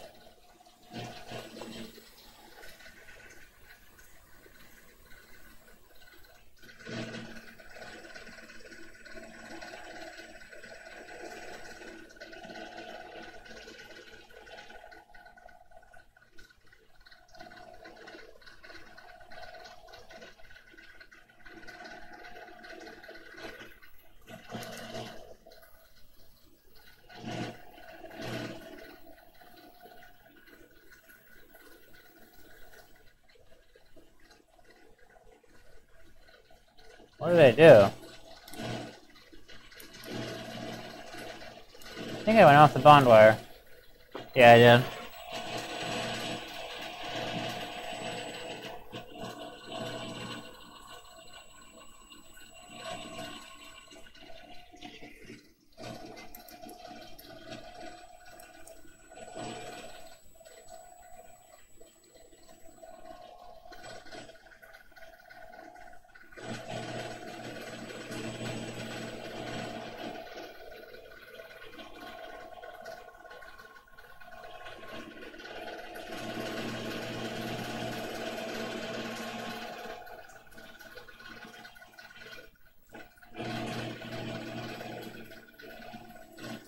See how focused I can get this thing. So this is 30,000 times magnification right now.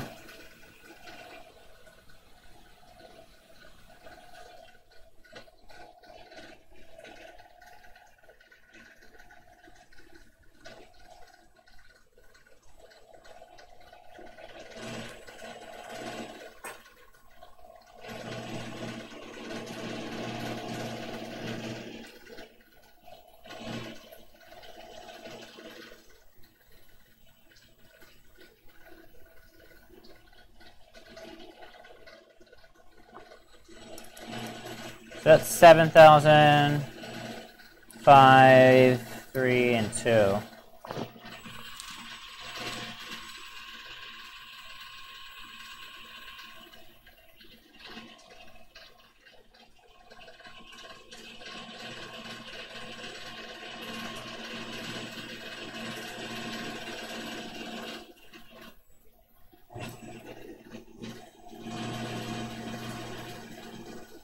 Yeah, I don't think that's a break in progress, but it could just be dust too that, you know, fell on it.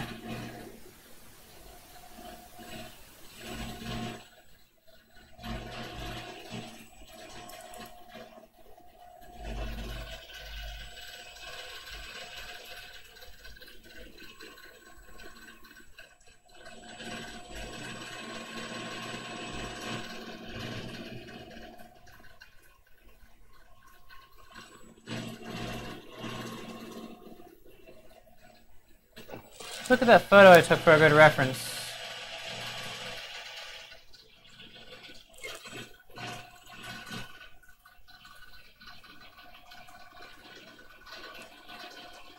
Where do I want to go?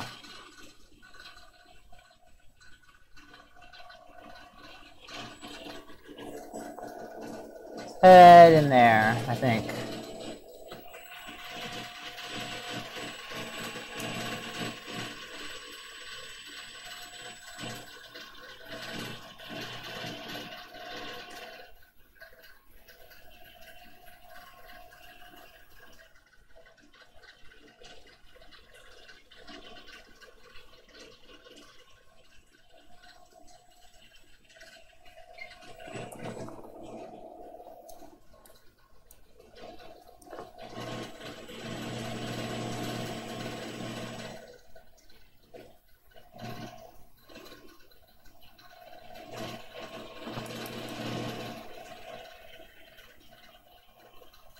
So this is 7,000 times right now.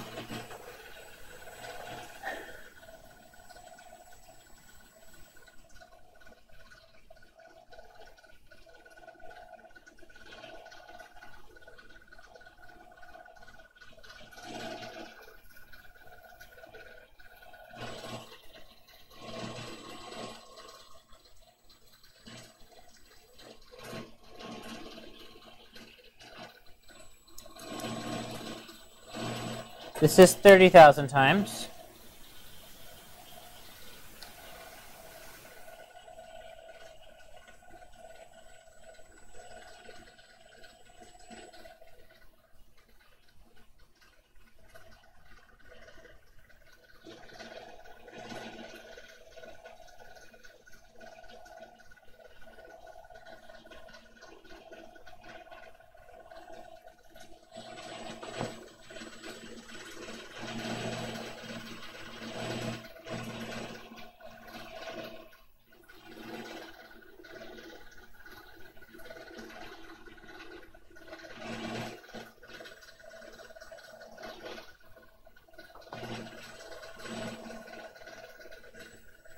I'm trying to adjust the stigmators right now.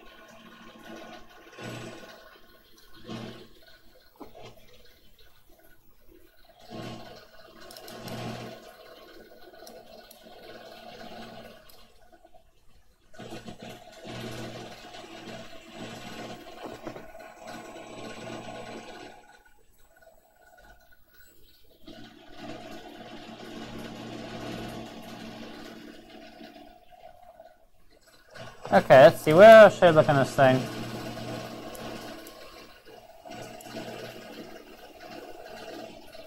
Let's check out one of the broken bond wires.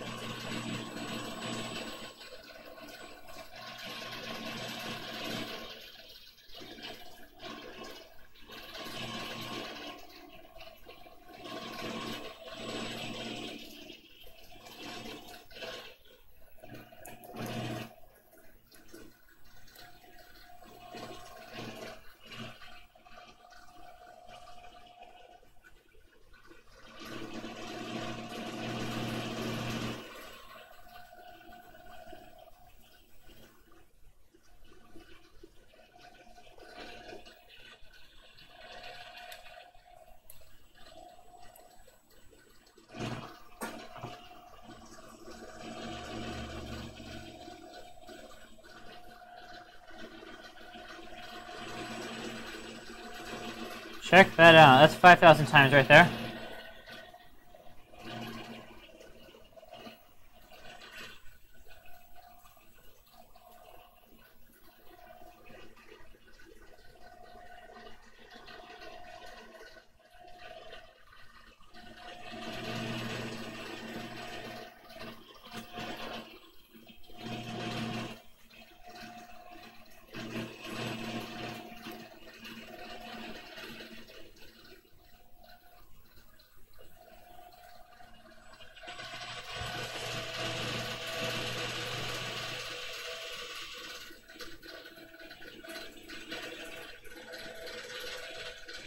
My oscilloscope's going mad? It's not that bad. Let's see here.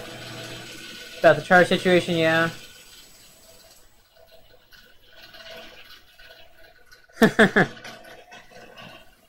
Yeah, I think what's going on here is that the sample isn't really that well grounded. So I'm charging up the entire surface of the sample which is going to prevent me from zooming in really far because the electrons are just going to start to bounce around a little bit as the surface sample gets charged.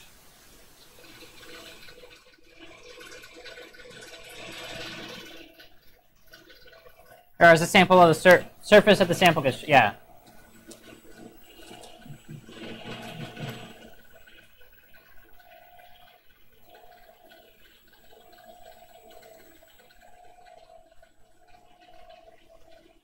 So I just can't pull a better focus than that.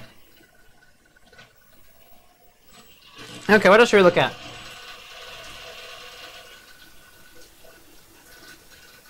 Let's see here. I can put the steel wool in. That'd be interesting.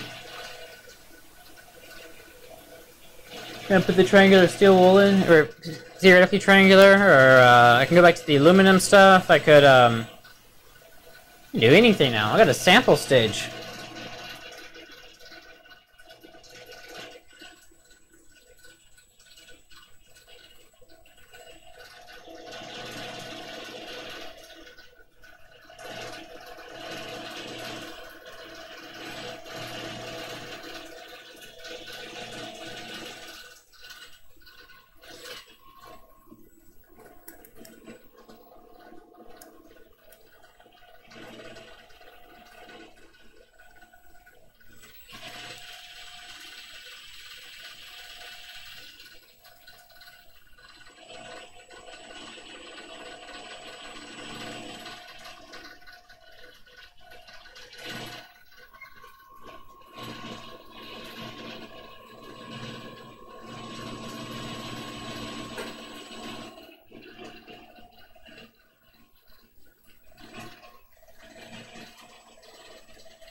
I'm gonna take a picture here real quick. Let me zoom into focus.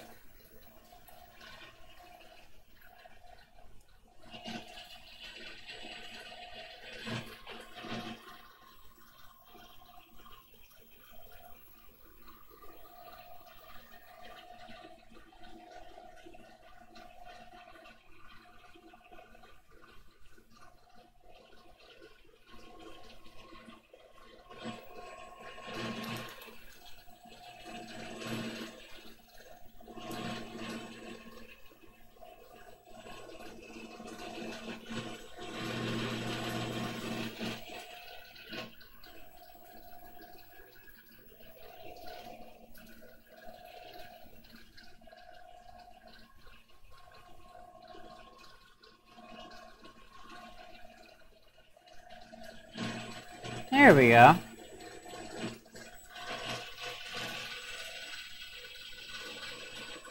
Steel, yeah, I'll just steel wool next. After I take this photo.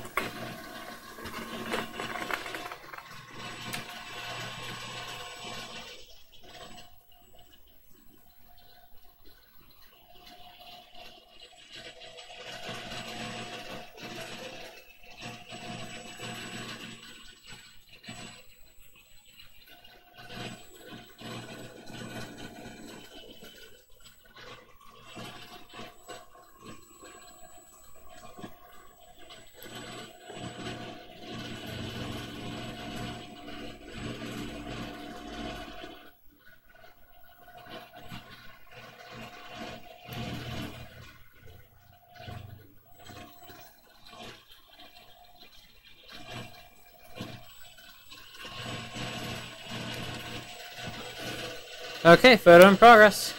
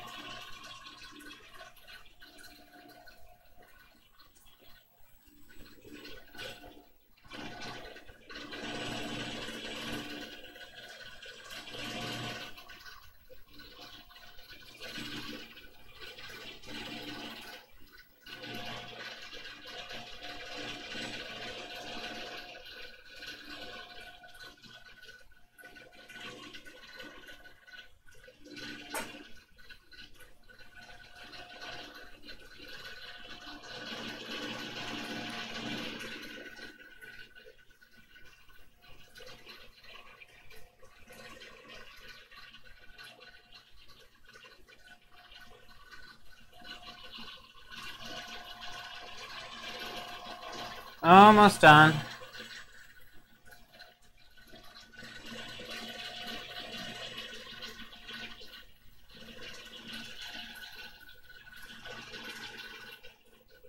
Aha, check that out. Oh, you guys can't see that yet.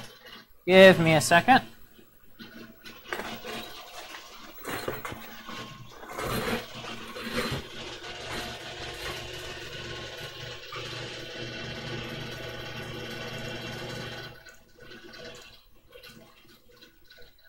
Wow.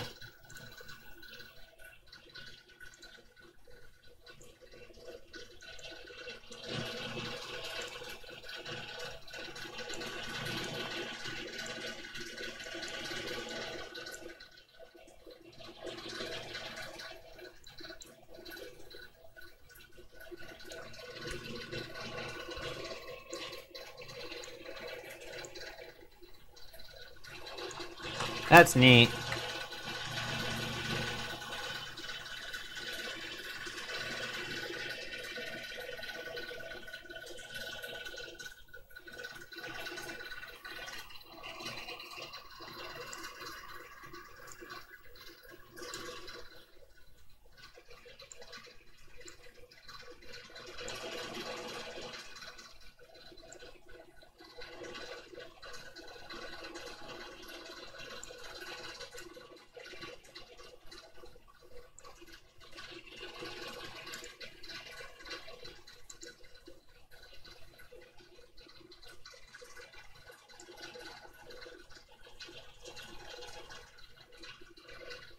No, I don't like that as much.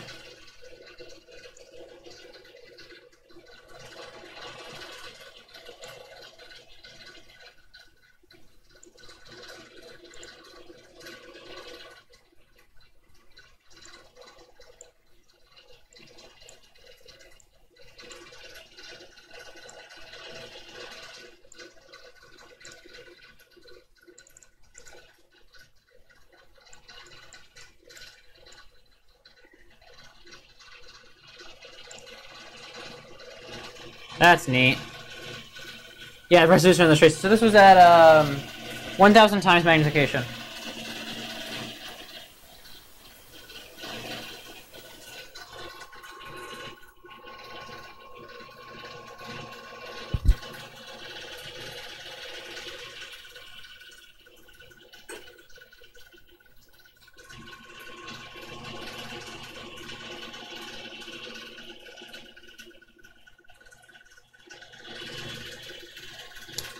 Give me just a second.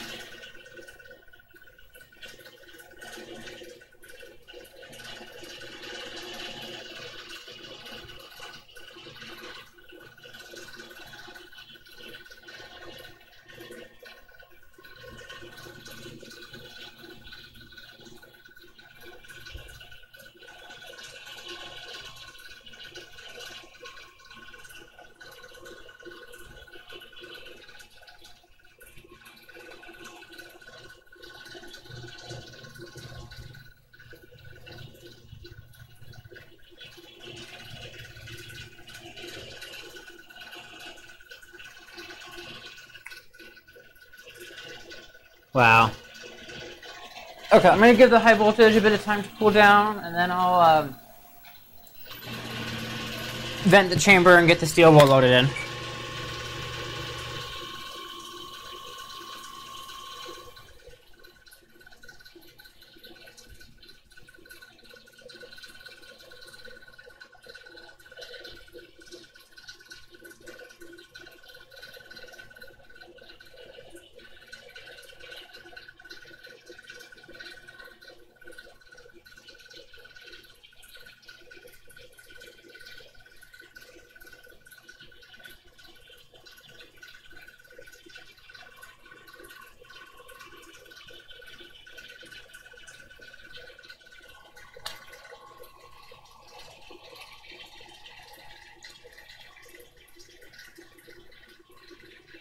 This is so cool.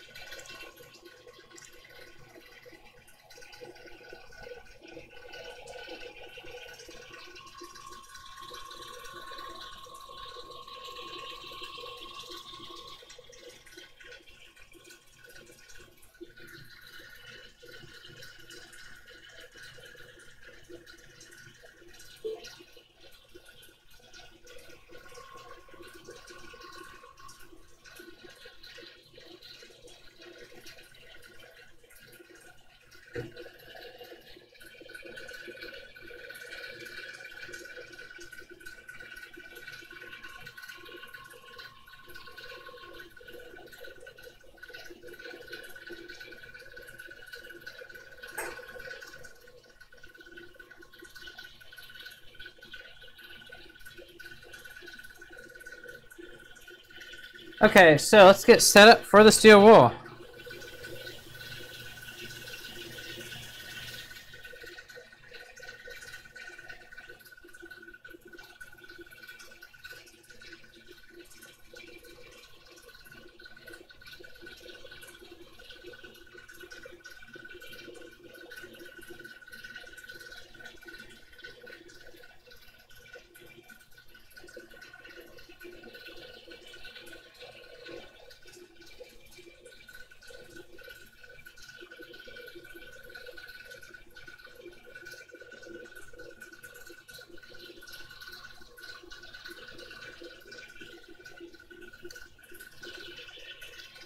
Okay, so give it some light.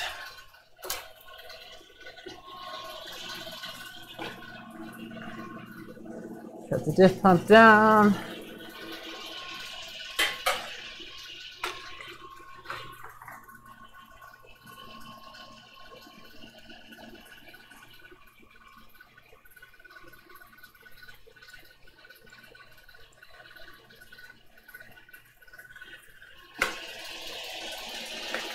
And vent.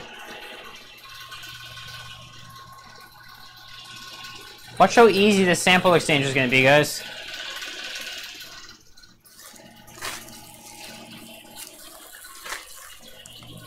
So I've got Quadot and grade 3.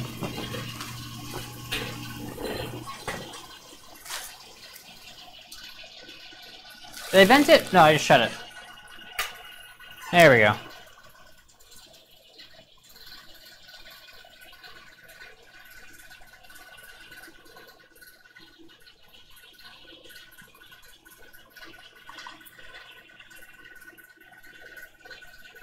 So simple.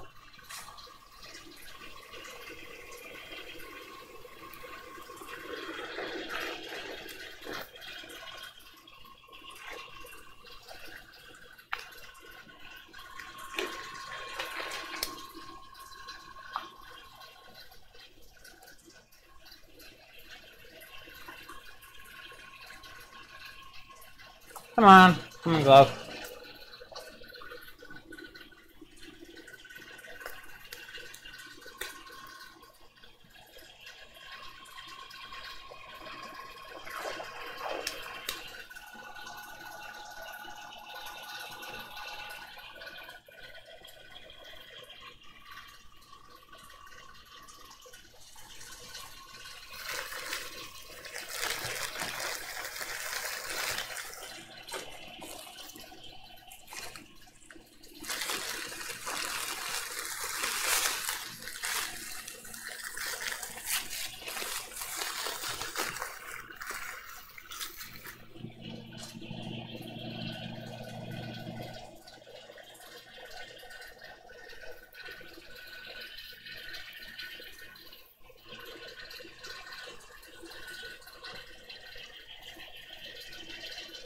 So I got two different grades here.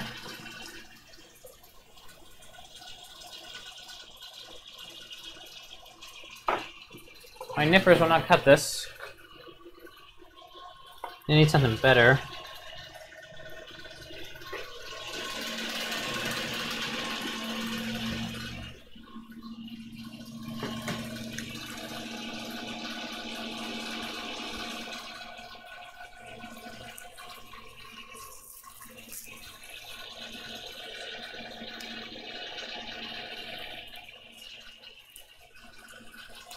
Okay, I got something that'll kind of cut it. This grade 3 stuff's tough, man. Yeah, I'm gonna rinse it off. I'm not going for super high magnification, so I'm not super concerned about. Great. Just slice myself open with the steel wool. It's sharp, guys. It's not a very big cut. A little bit of rubbing alcohol and I'll be fine. Okay, we're not doing the we're not doing the grade 3 steel wool because it's too big for me to cut. Big enough to cut me, but too big for me to cut cleanly in a small piece.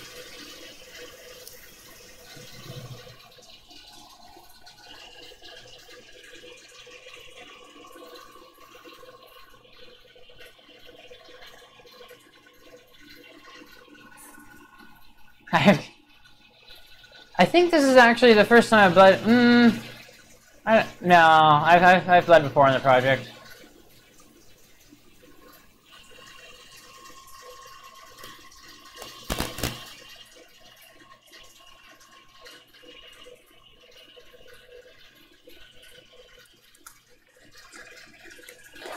This should be really cool though, so worth it, right?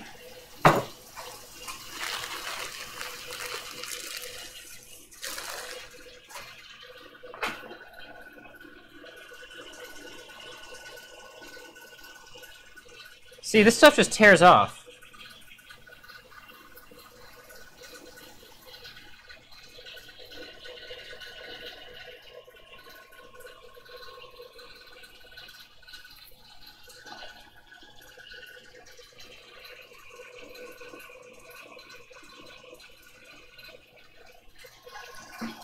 How am I going to mount this?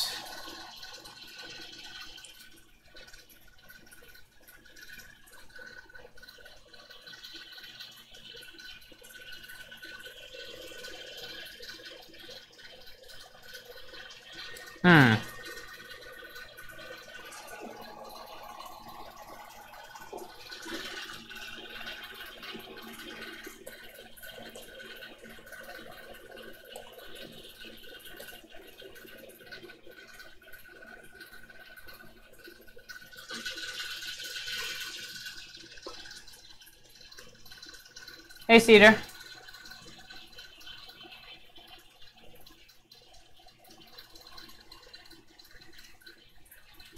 I didn't hear a crackle. Cedar, can you... Wait. Okay.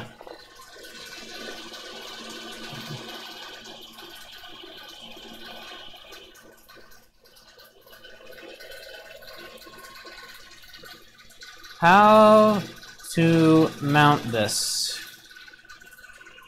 I could just not mount it and set it on top.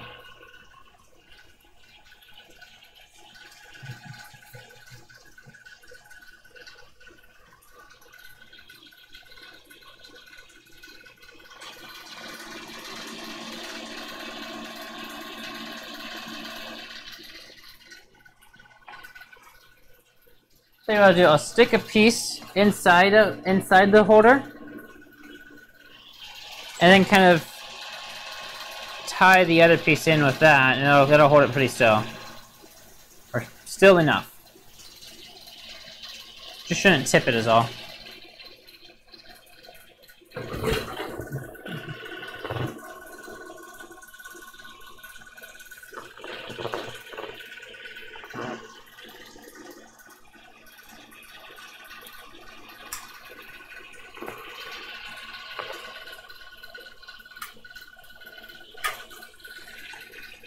And here we go.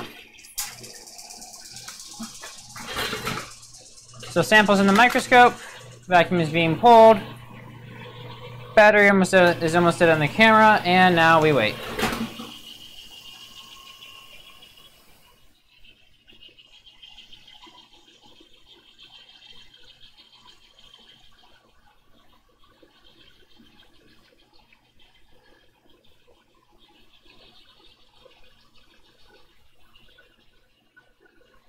Oh yeah, it's a there's this carbon tape you can get. I just don't have any yet.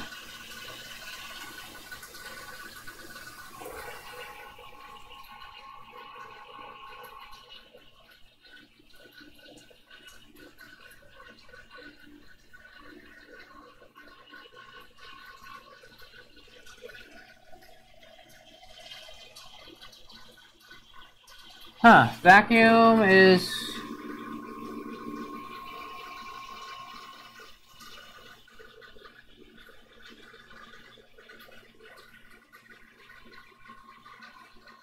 Oh, I had the dial on current instead of vacuum. I was kind of freaked out because I wasn't seeing any vacuum being pulled.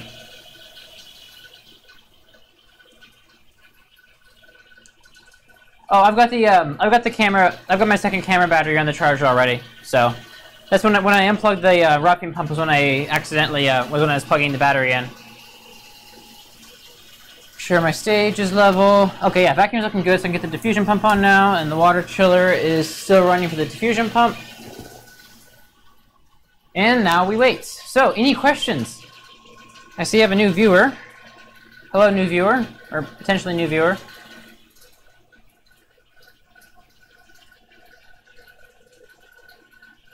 Unless that was you, Cedar. That might have been you.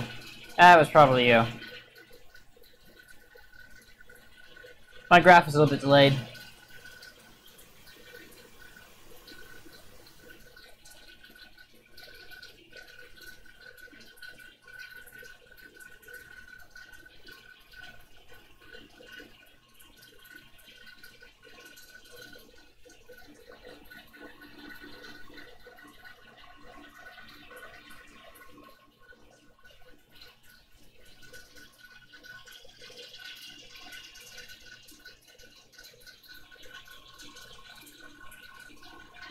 Close up at the front panel controls. No, I can take a photo and post on the Discord.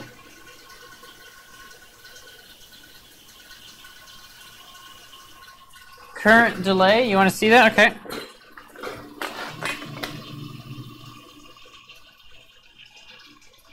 And I'm guessing you're gonna want me to drop the exposure a bit too. So let me drop the exposure.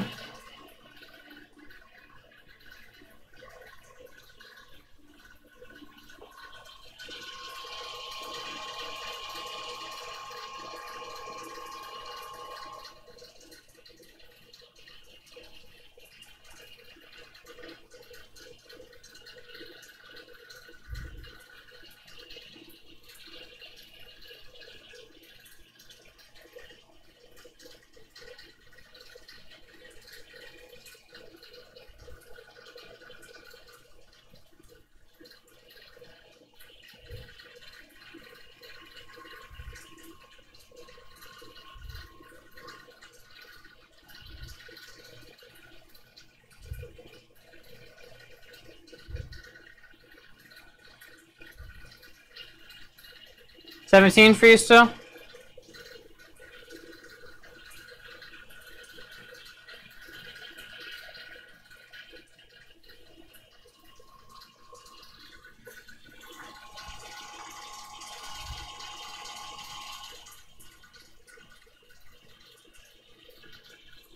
Yeah, so let me get a photo of the front panel and I'll post that to the Discord.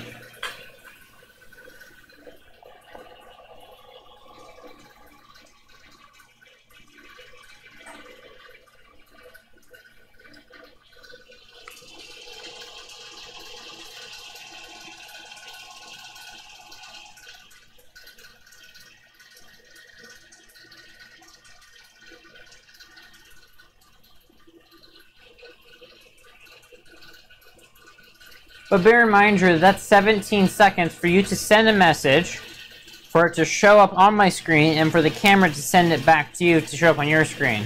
So divide that in half, and that's what I see.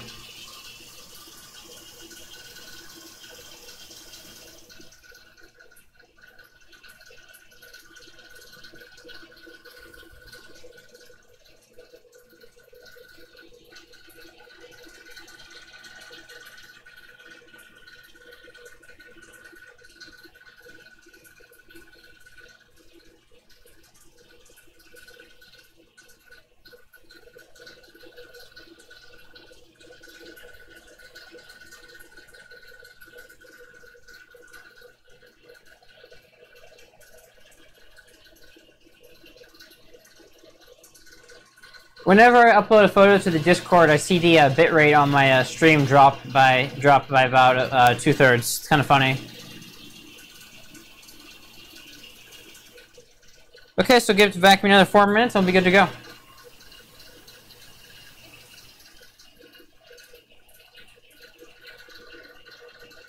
No, YouTube, when you refresh the page, YouTube usually jumps back to where it was.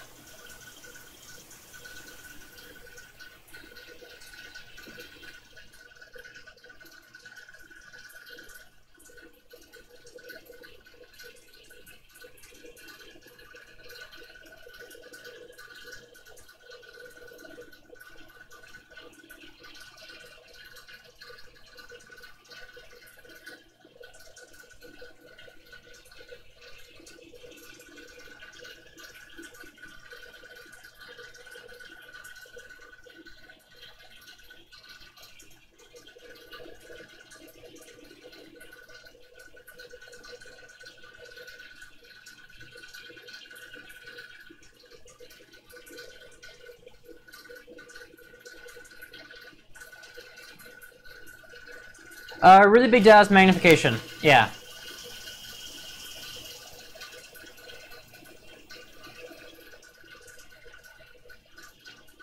Yeah, no, everything's labeled on it.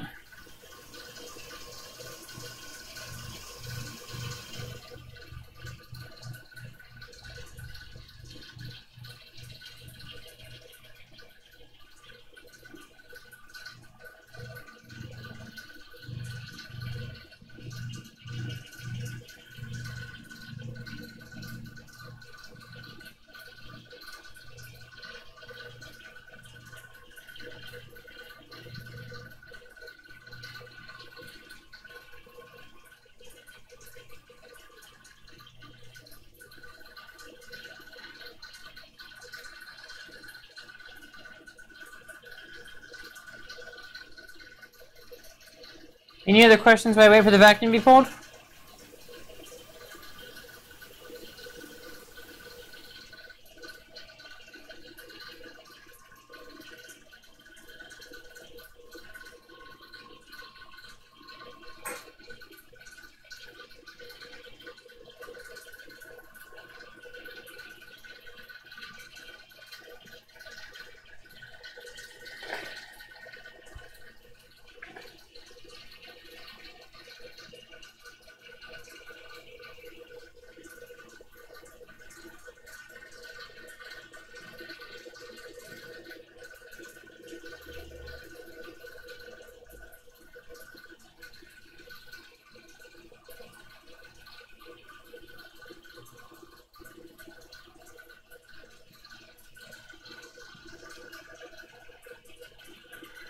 Next big step now the stage is fixed is probably going to be digital image acquisition. But if in the meantime I manage to get my hands on a lathe, or basically get the money to buy a lathe, that is going to be next, so I can start working in the deposition chamber.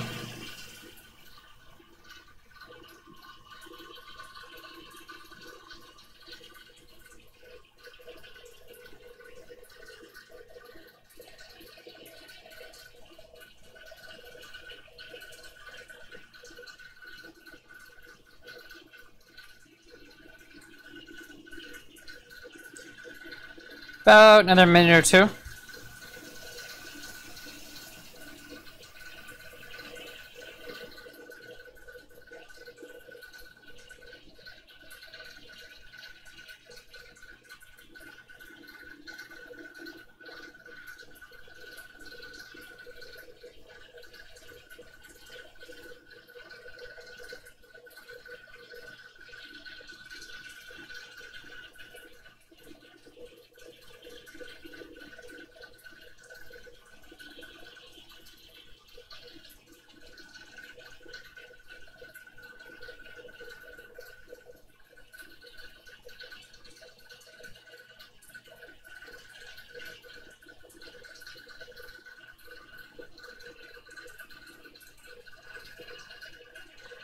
Yeah, what do you mean by DIA?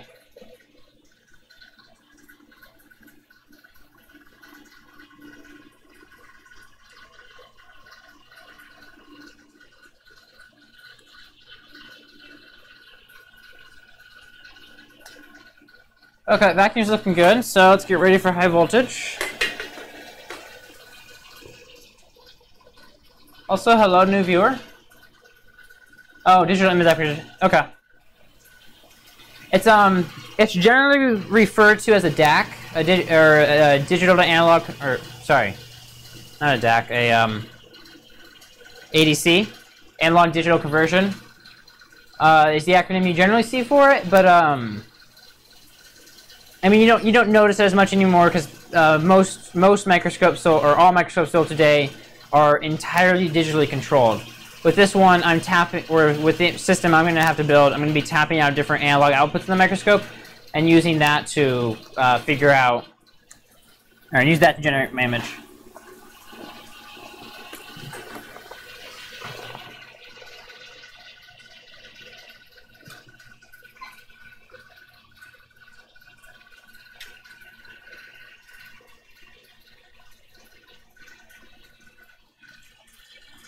Okay, let's increase some exposure.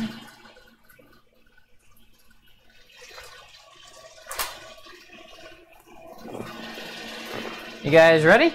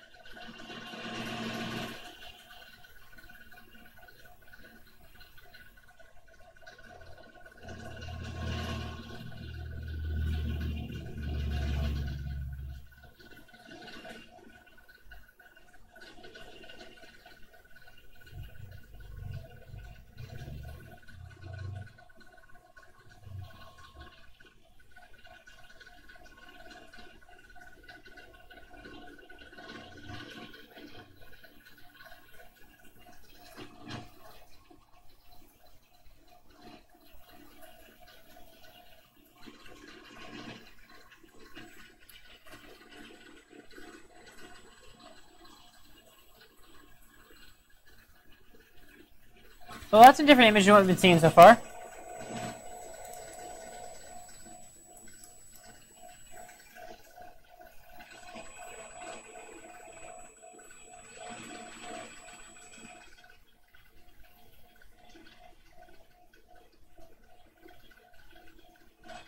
That depth of field effect, though.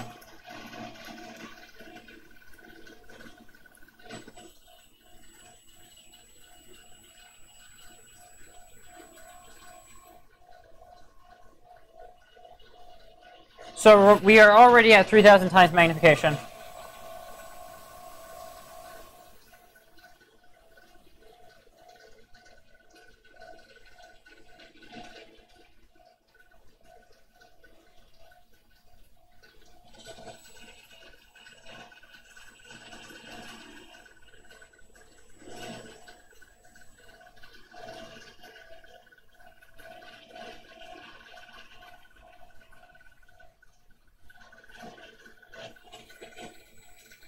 That's nice.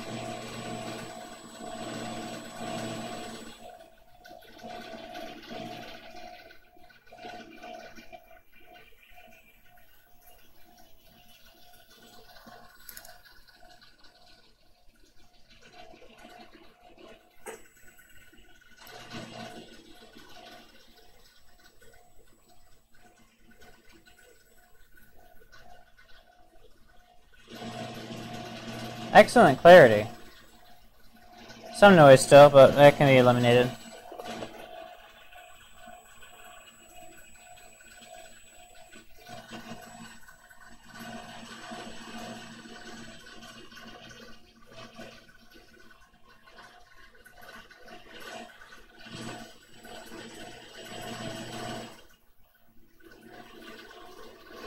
There we go, now we're low noise. Let's try dual mag out.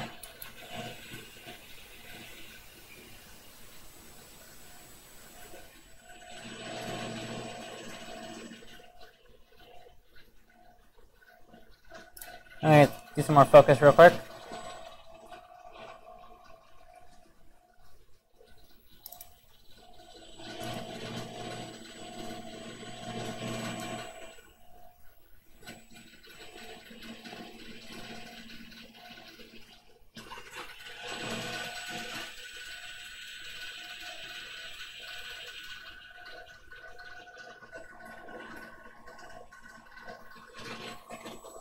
This is 10,000 times right now.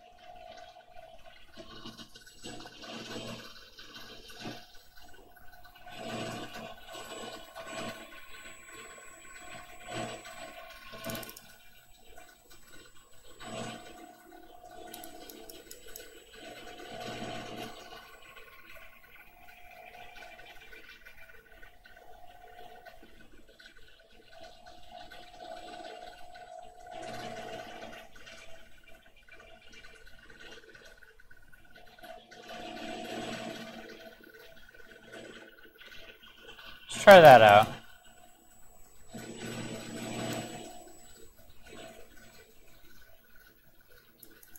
Okay, so we're focused now. Where do you want to look?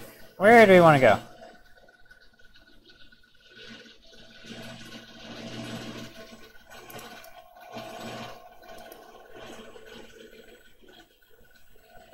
I think we'll do a photo here.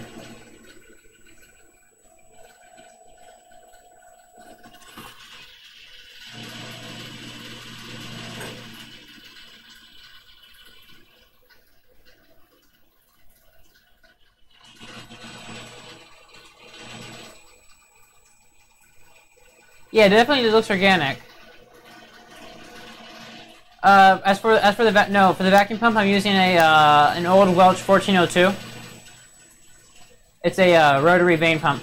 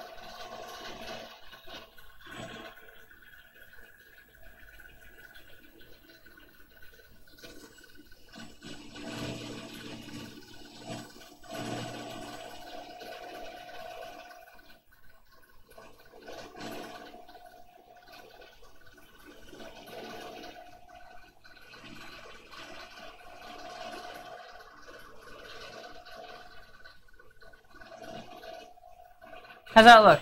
Picture of that?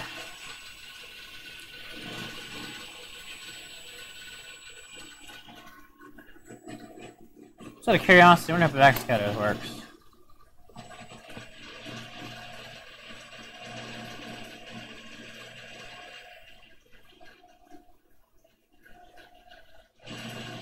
Okay, backscatter doesn't work, but that's okay.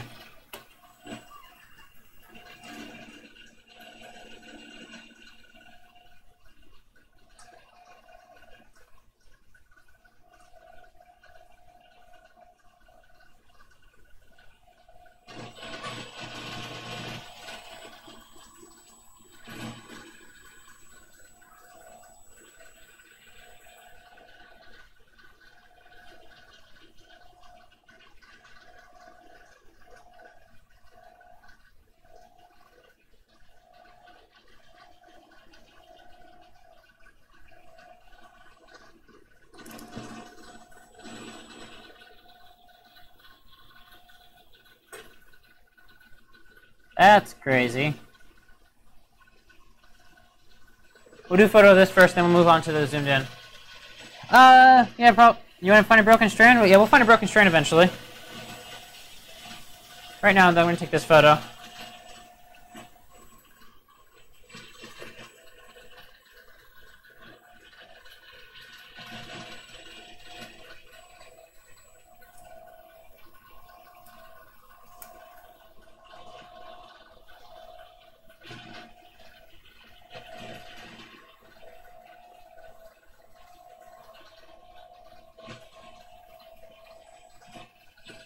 Oh, my DSLR battery is dead. So let me swap that out real quick.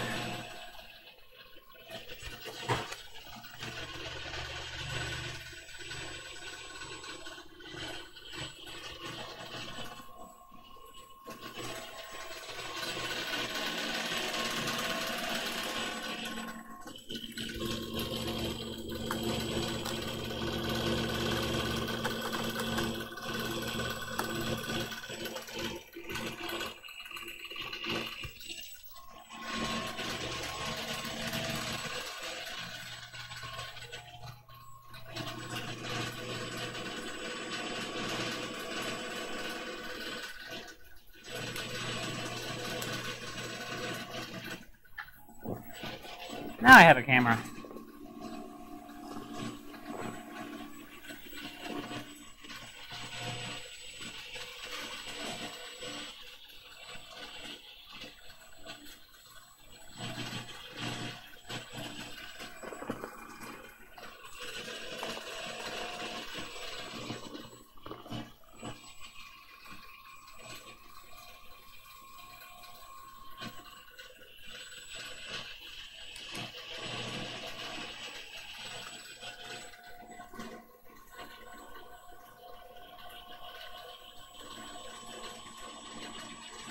There it goes. You want a macro shot of the towel? Well, the towel's not conductive enough to work very well. Oh, I see. The webcam's being annoying.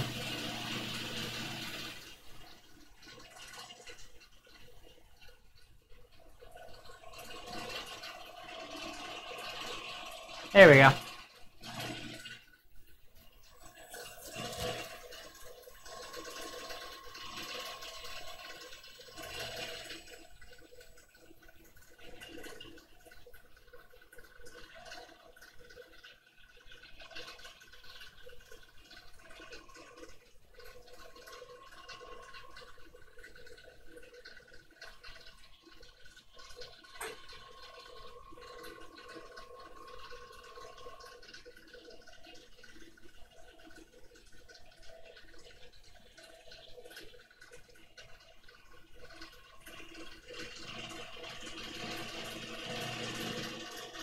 Yeah, I could tell you had a macro shot of the tail. I didn't notice the webcam was focused on that. Almost done.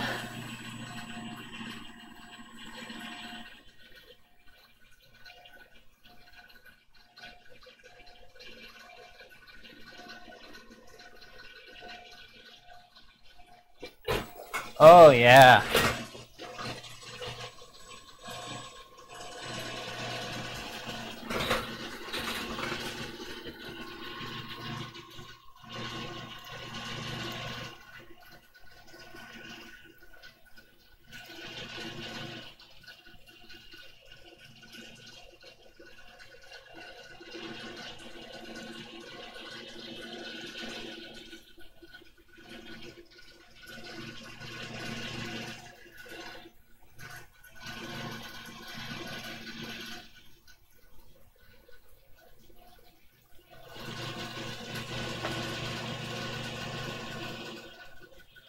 That's pretty crazy.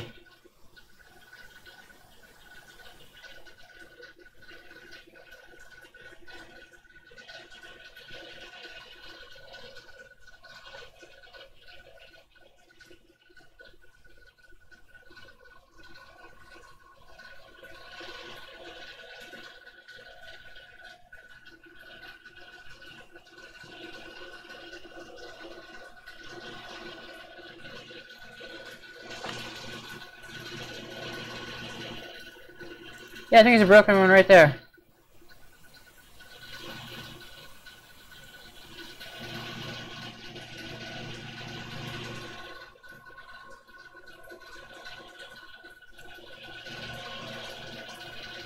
Okay, nobody post what this is in the Discord. I want people to guess.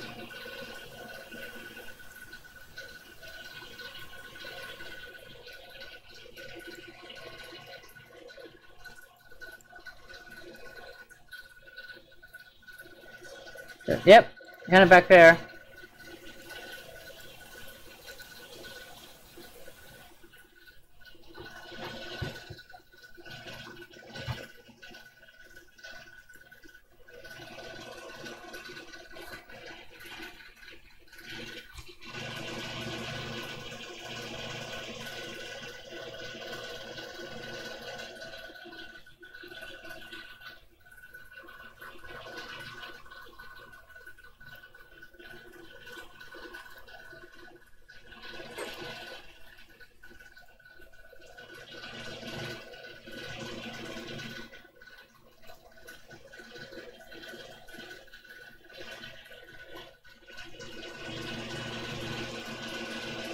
Nobody posts what this is, okay? Yeah, there, thank you.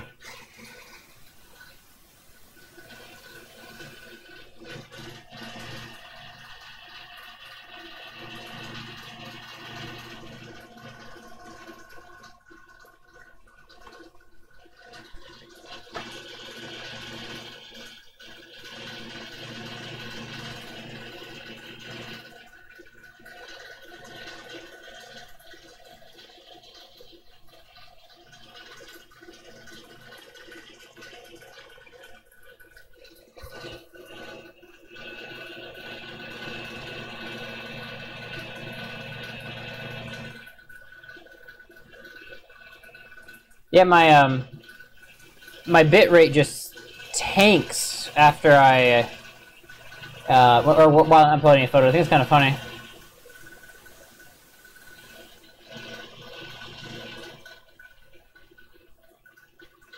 Thank you, Drew.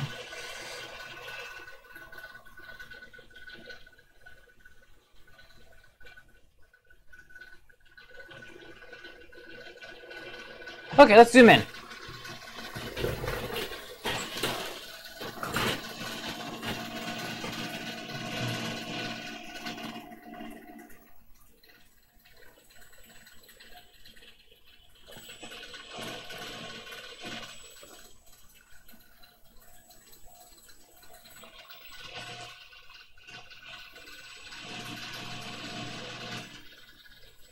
Ah, he did.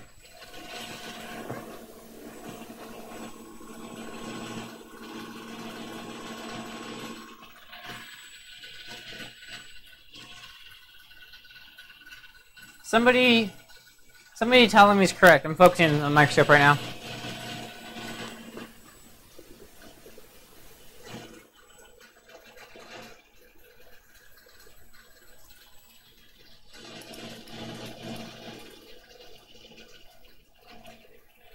And also tell him to get in here.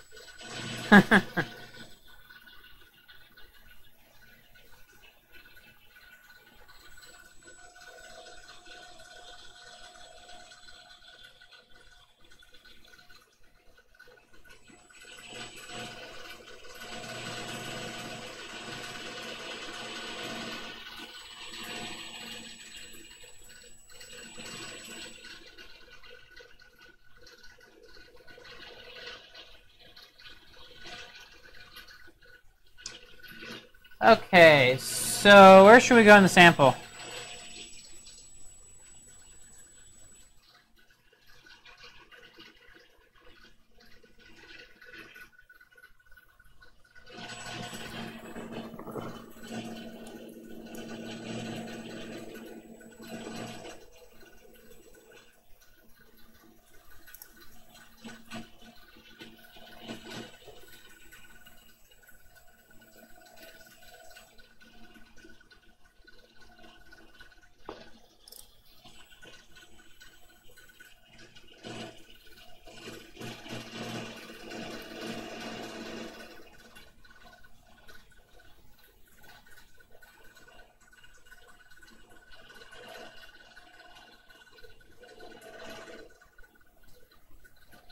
You guys see anywhere interesting?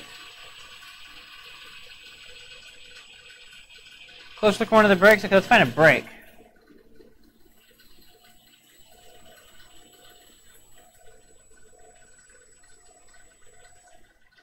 Oh, I've got like a knot right there. I bet there's a break in there.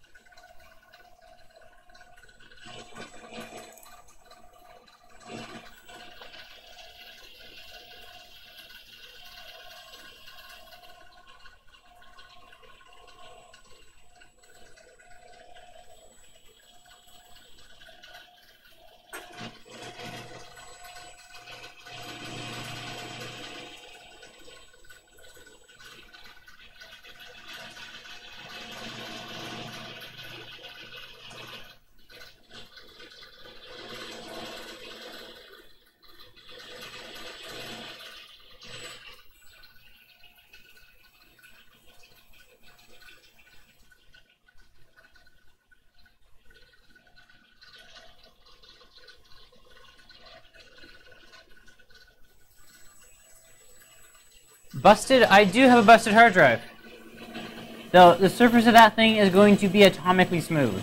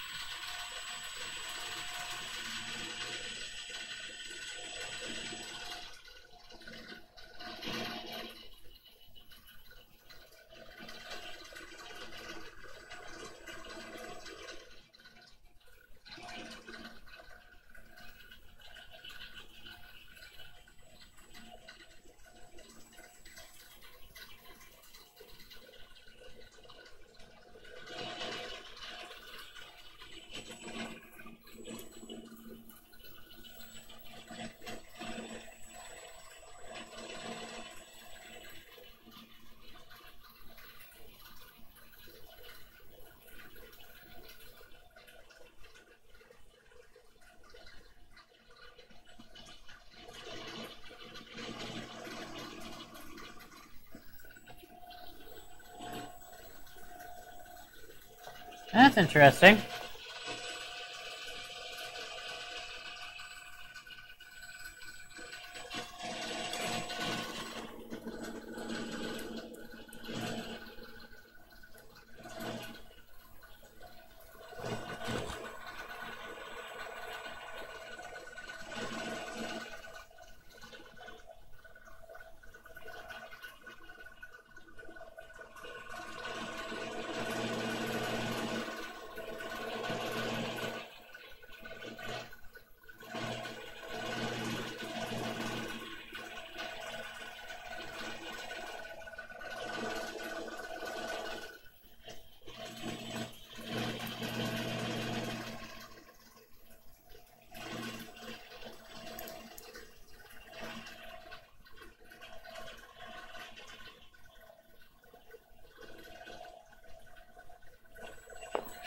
How's that for an image?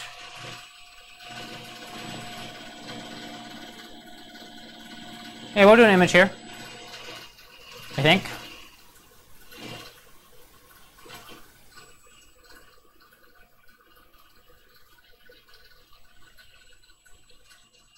Yeah, this is gonna be the last image for now. Then I'm gonna go eat dinner. So, start asking your final questions if you have any.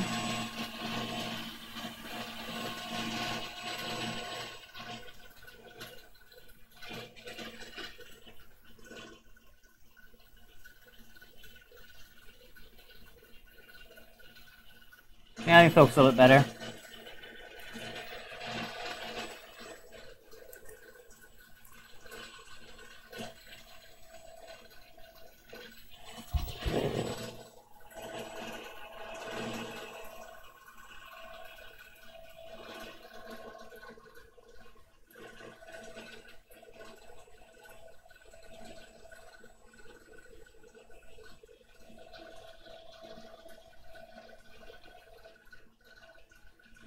Okay, that's better focus.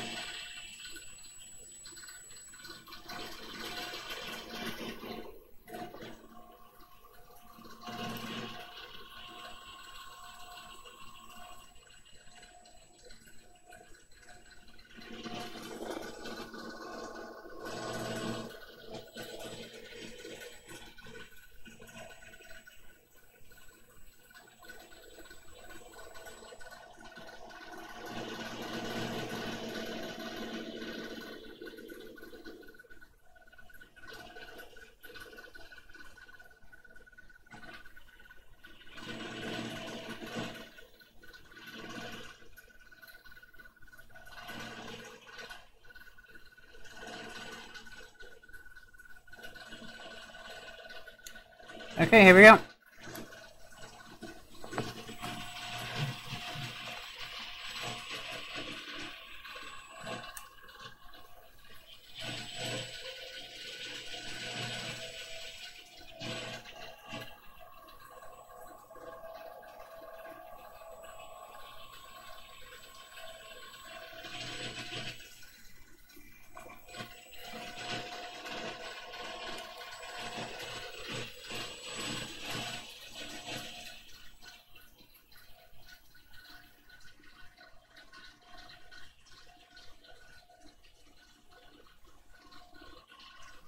Yeah, so there are shadows, it's just that you see them everywhere.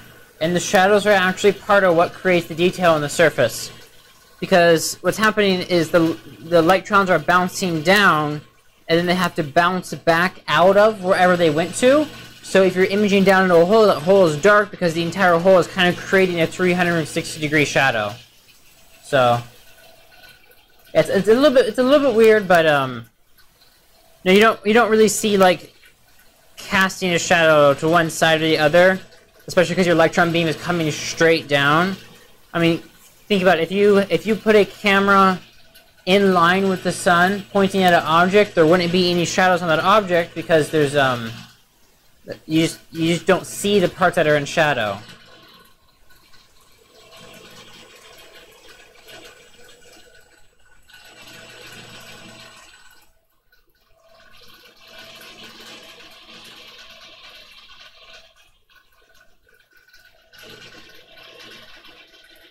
Almost done.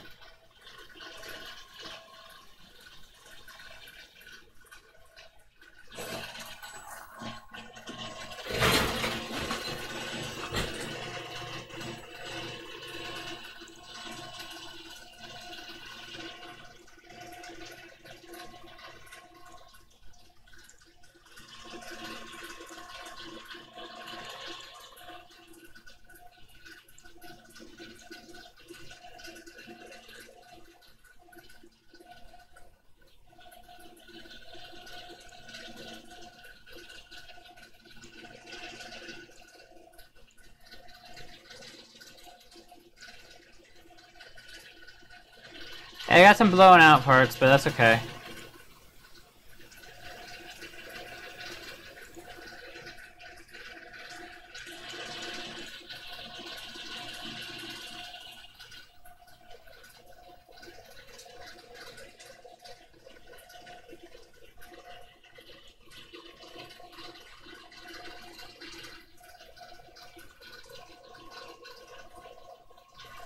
Well, I could, my dad's got a MIG. I haven't learned how to use it yet, though. We could get that out at some point.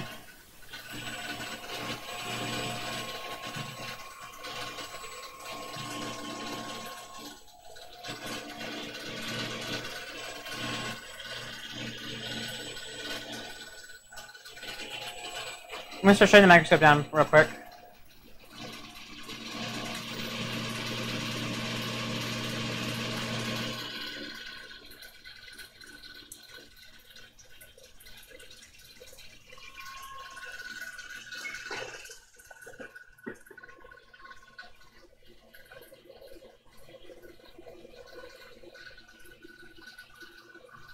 Yeah, it's not perfectly in focus, but I'll do a better job tomorrow, or... I don't think I'm going to do any more streaming later soon. I got some other things I have to get done.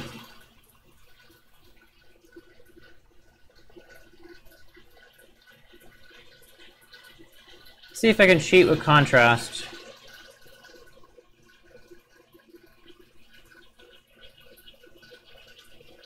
Nope. Dehaze, maybe?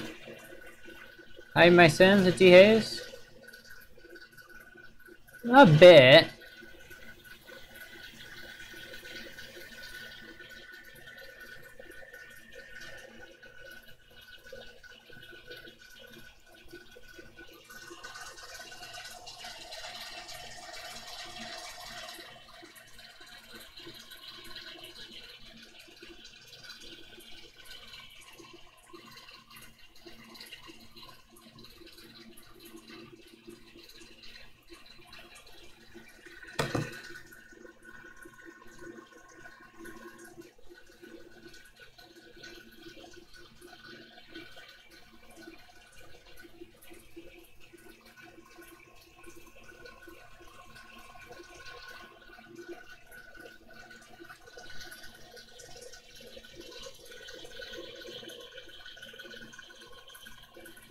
Look good to you guys?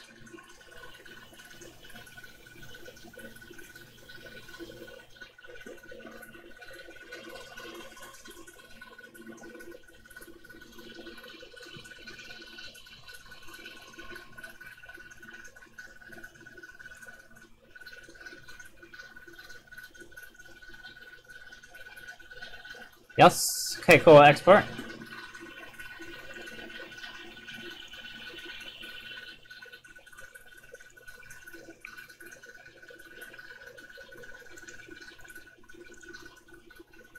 I wish there's a way Lightroom would just automatically increment that number.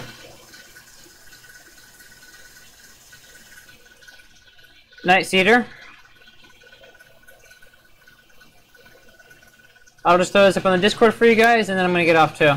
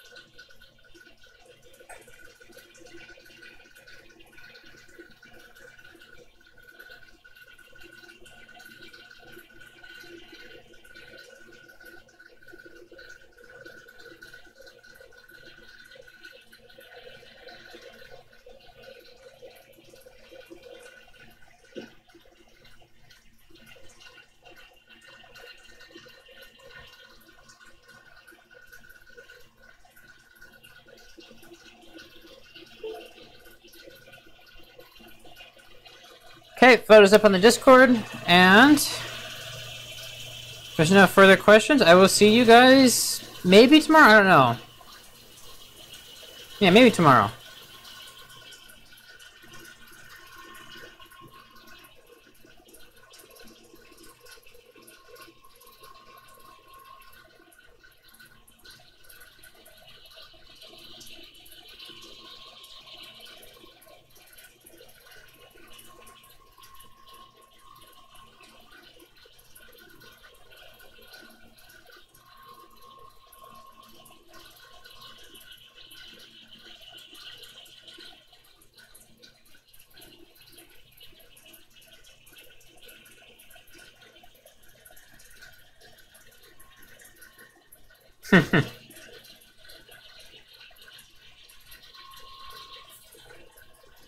Well, and with that, a good night.